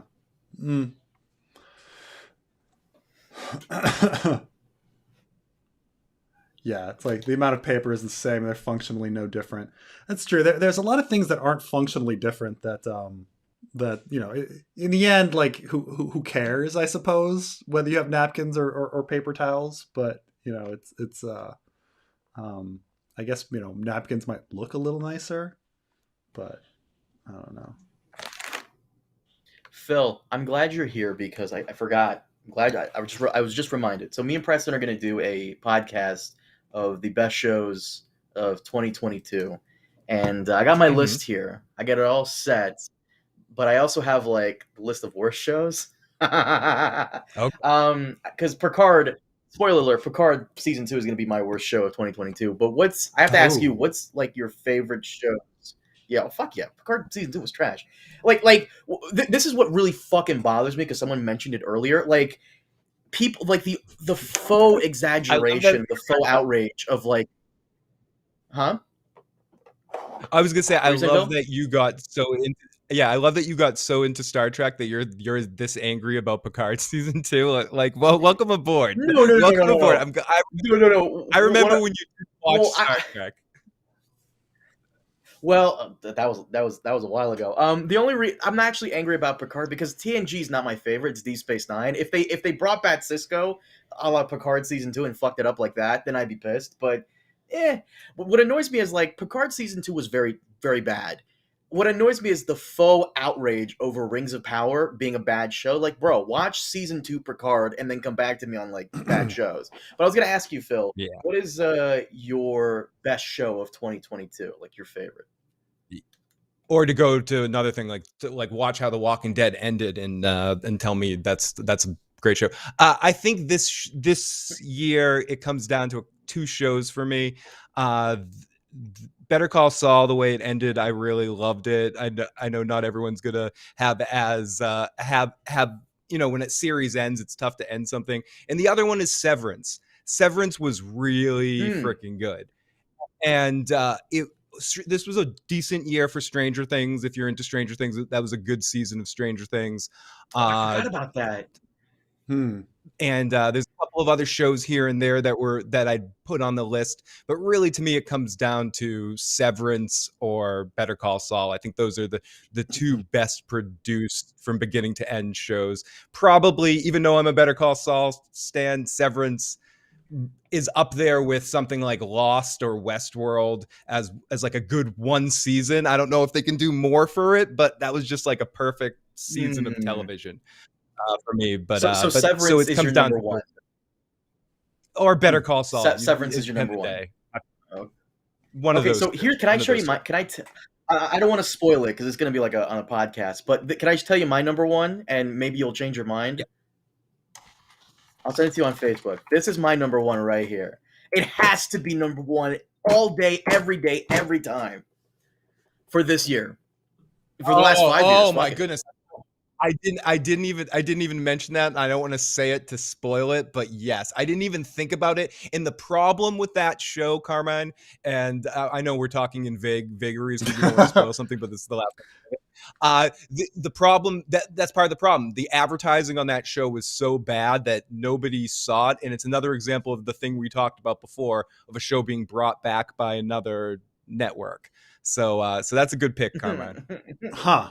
If they Wow. don't do season 4, whatever. But you know what? Honestly, it ended very nicely. If this is the end of this show, whatever. But if they come back for a season 4, they have to like come back for season 4. They have to knock it out of the park. And by the way, to what you were saying about Better Call Saul, because I know you were covering it. Unpopular opinion, I liked part 1 way better than I liked part 2. And the show, for me, Better Call Saul, died when this character died. You guys are Sent this to you on fucking Facebook. crazy with like these very general. Like, dude, was. Oh, really? Like me. Yeah, check yes box right here. Yeah, I hear you because I'm not going to talk about that. We'll talk about that in a spoiler. But yes, I see what you're saying about that. Huh. A lot of people saying Severance was dope. Foundation was a good show.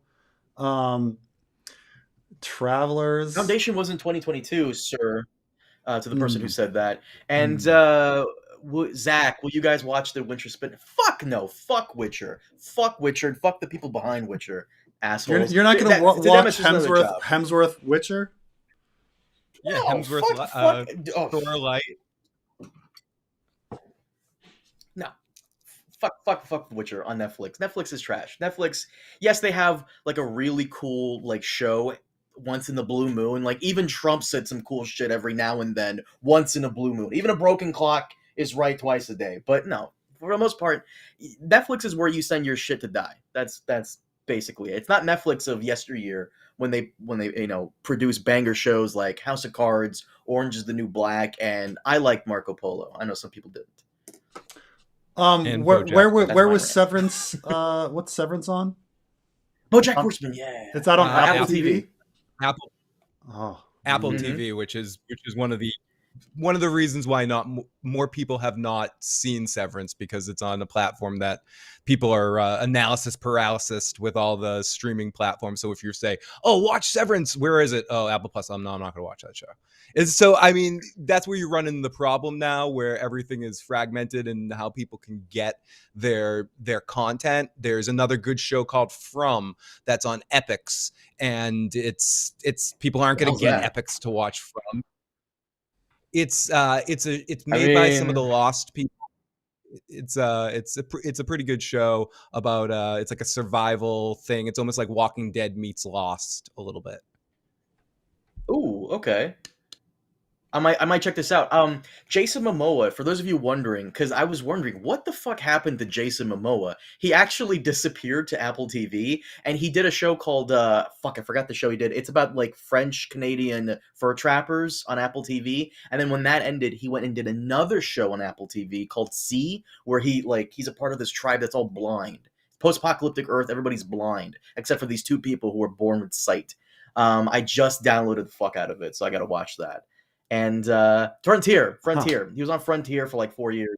Now he's on C. Apple TV's got some good shows. Foundation was good. Yeah, no one watches that. For All Mankind. This is like Apple TV is like these trees falling in the forest. Like no one's watching them. I understand that they might be great, but man, this is like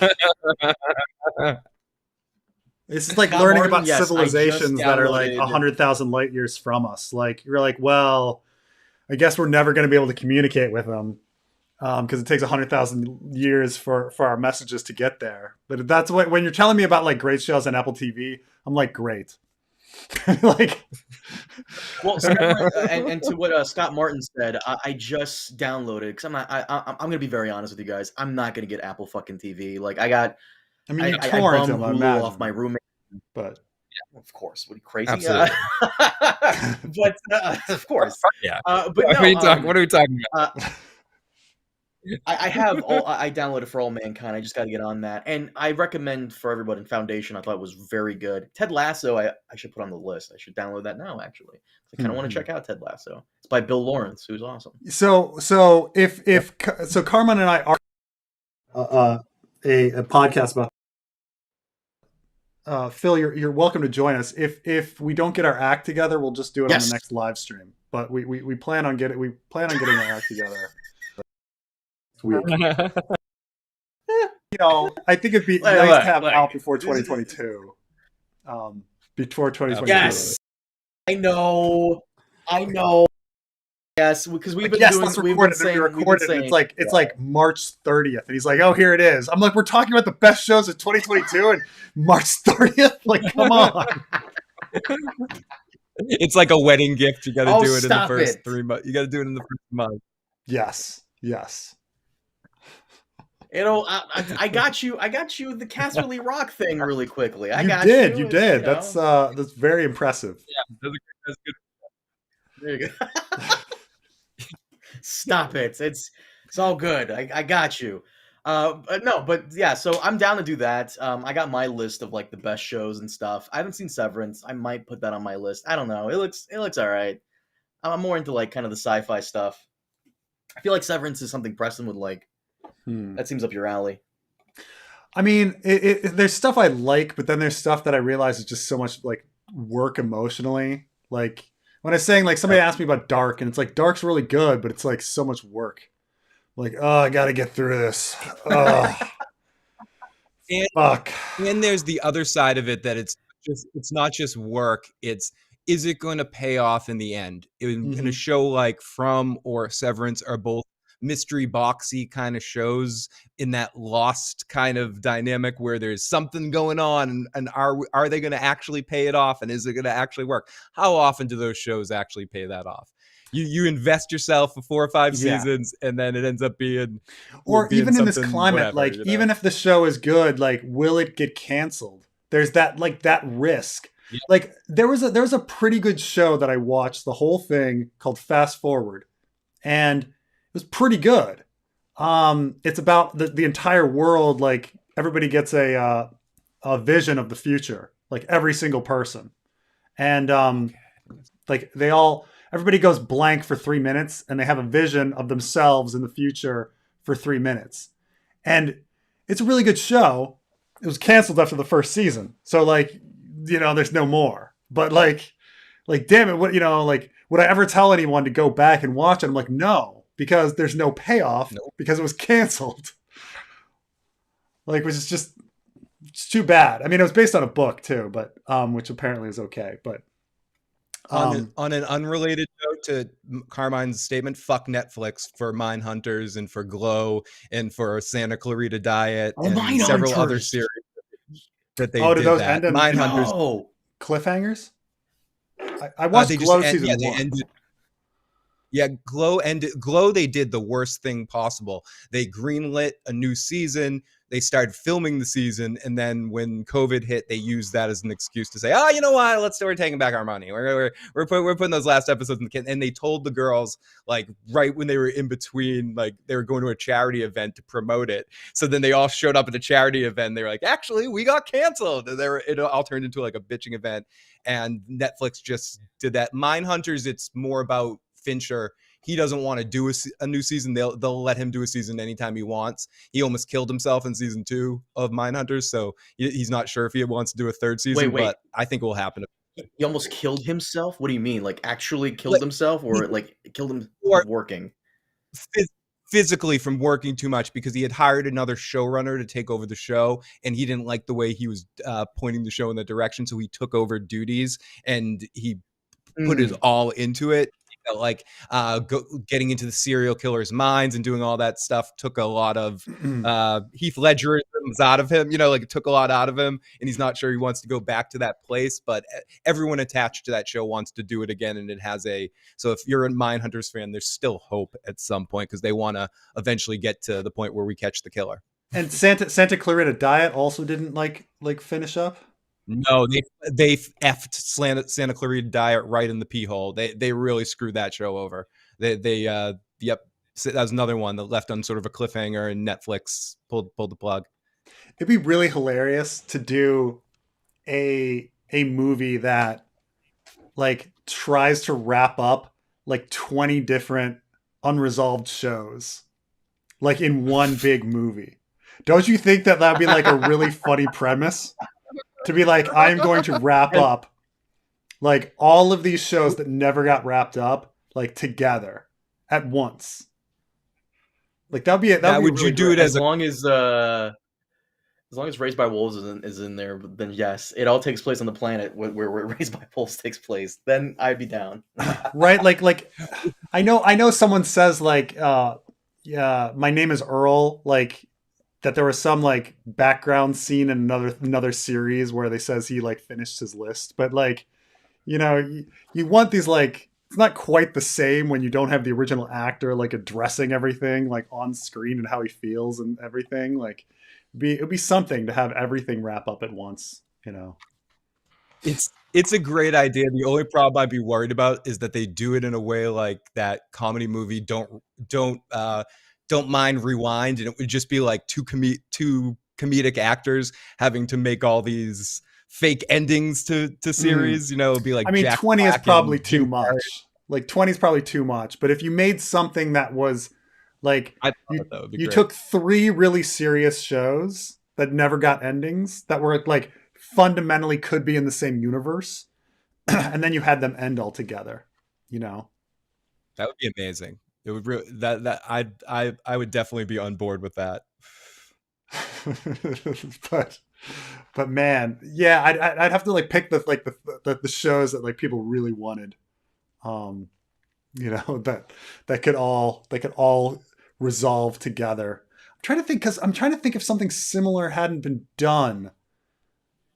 Because I mean, like the new like I think the only one I can think of is actually the Ninja Turtles movie, the cartoon Ninja Turtles movie, which is kind of like the Turtles Forever, where it's kind of like where they do like cross. They cross over with the previous one, and so it's kind of a final episode of both series. Though not much is really resolved. League did that. The Justice League kind of did that with Batman Beyond as well. There was an episode called Aftermath or something where Terry comes back and they do a final thing where, spoiler alert, he ends up being Bruce Wayne's son because Amanda Waller took some like genetic information and implanted it on the DNA because the world always needs a Batman. It's something like that. So yeah, that's another example. She planned to have Terry's parents meet the same fate as Bruce's parents, but then she decided against it. But Terry's father still dies, so he still becomes Batman. I remember that's a very good last episode. Mm-hmm. Still By waiting the way, on I'm reading the Phil. I'm reading the synopsis from that the show that you just talked about. Here's the premise. Yep. This sounds really cool. In a nightmarish, tell me if this is like legit.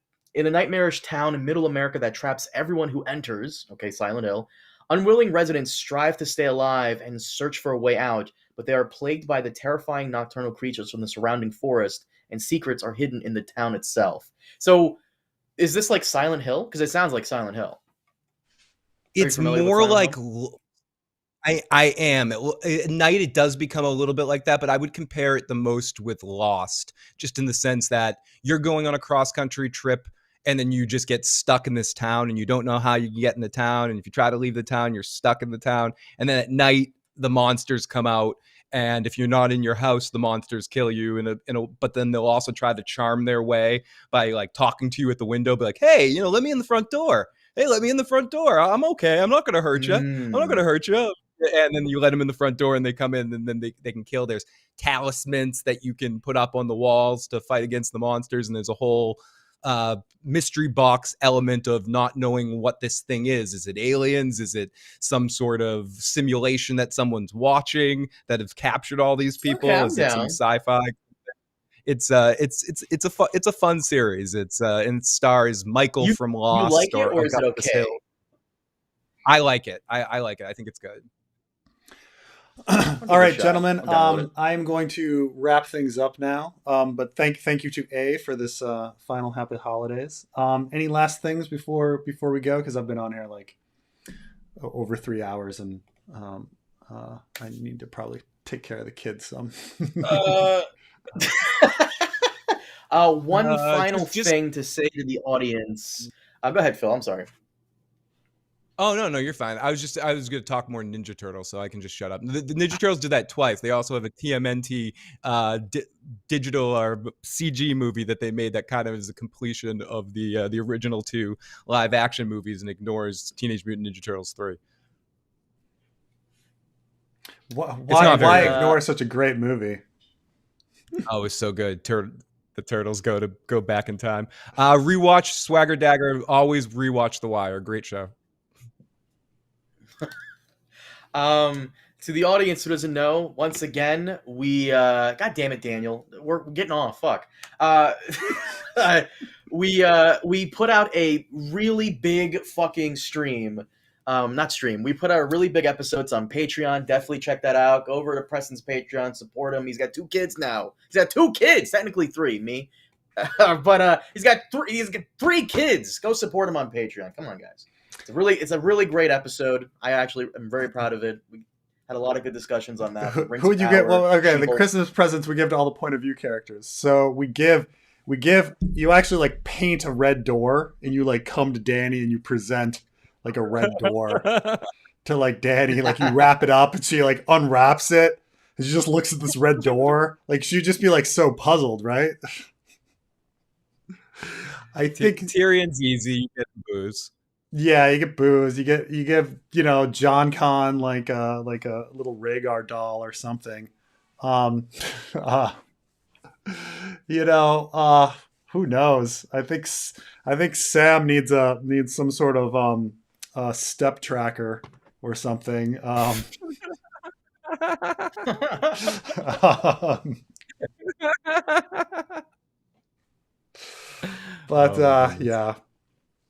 But most of them are. I don't think Aaron would want anything. He would get angry at you no matter what you gave him.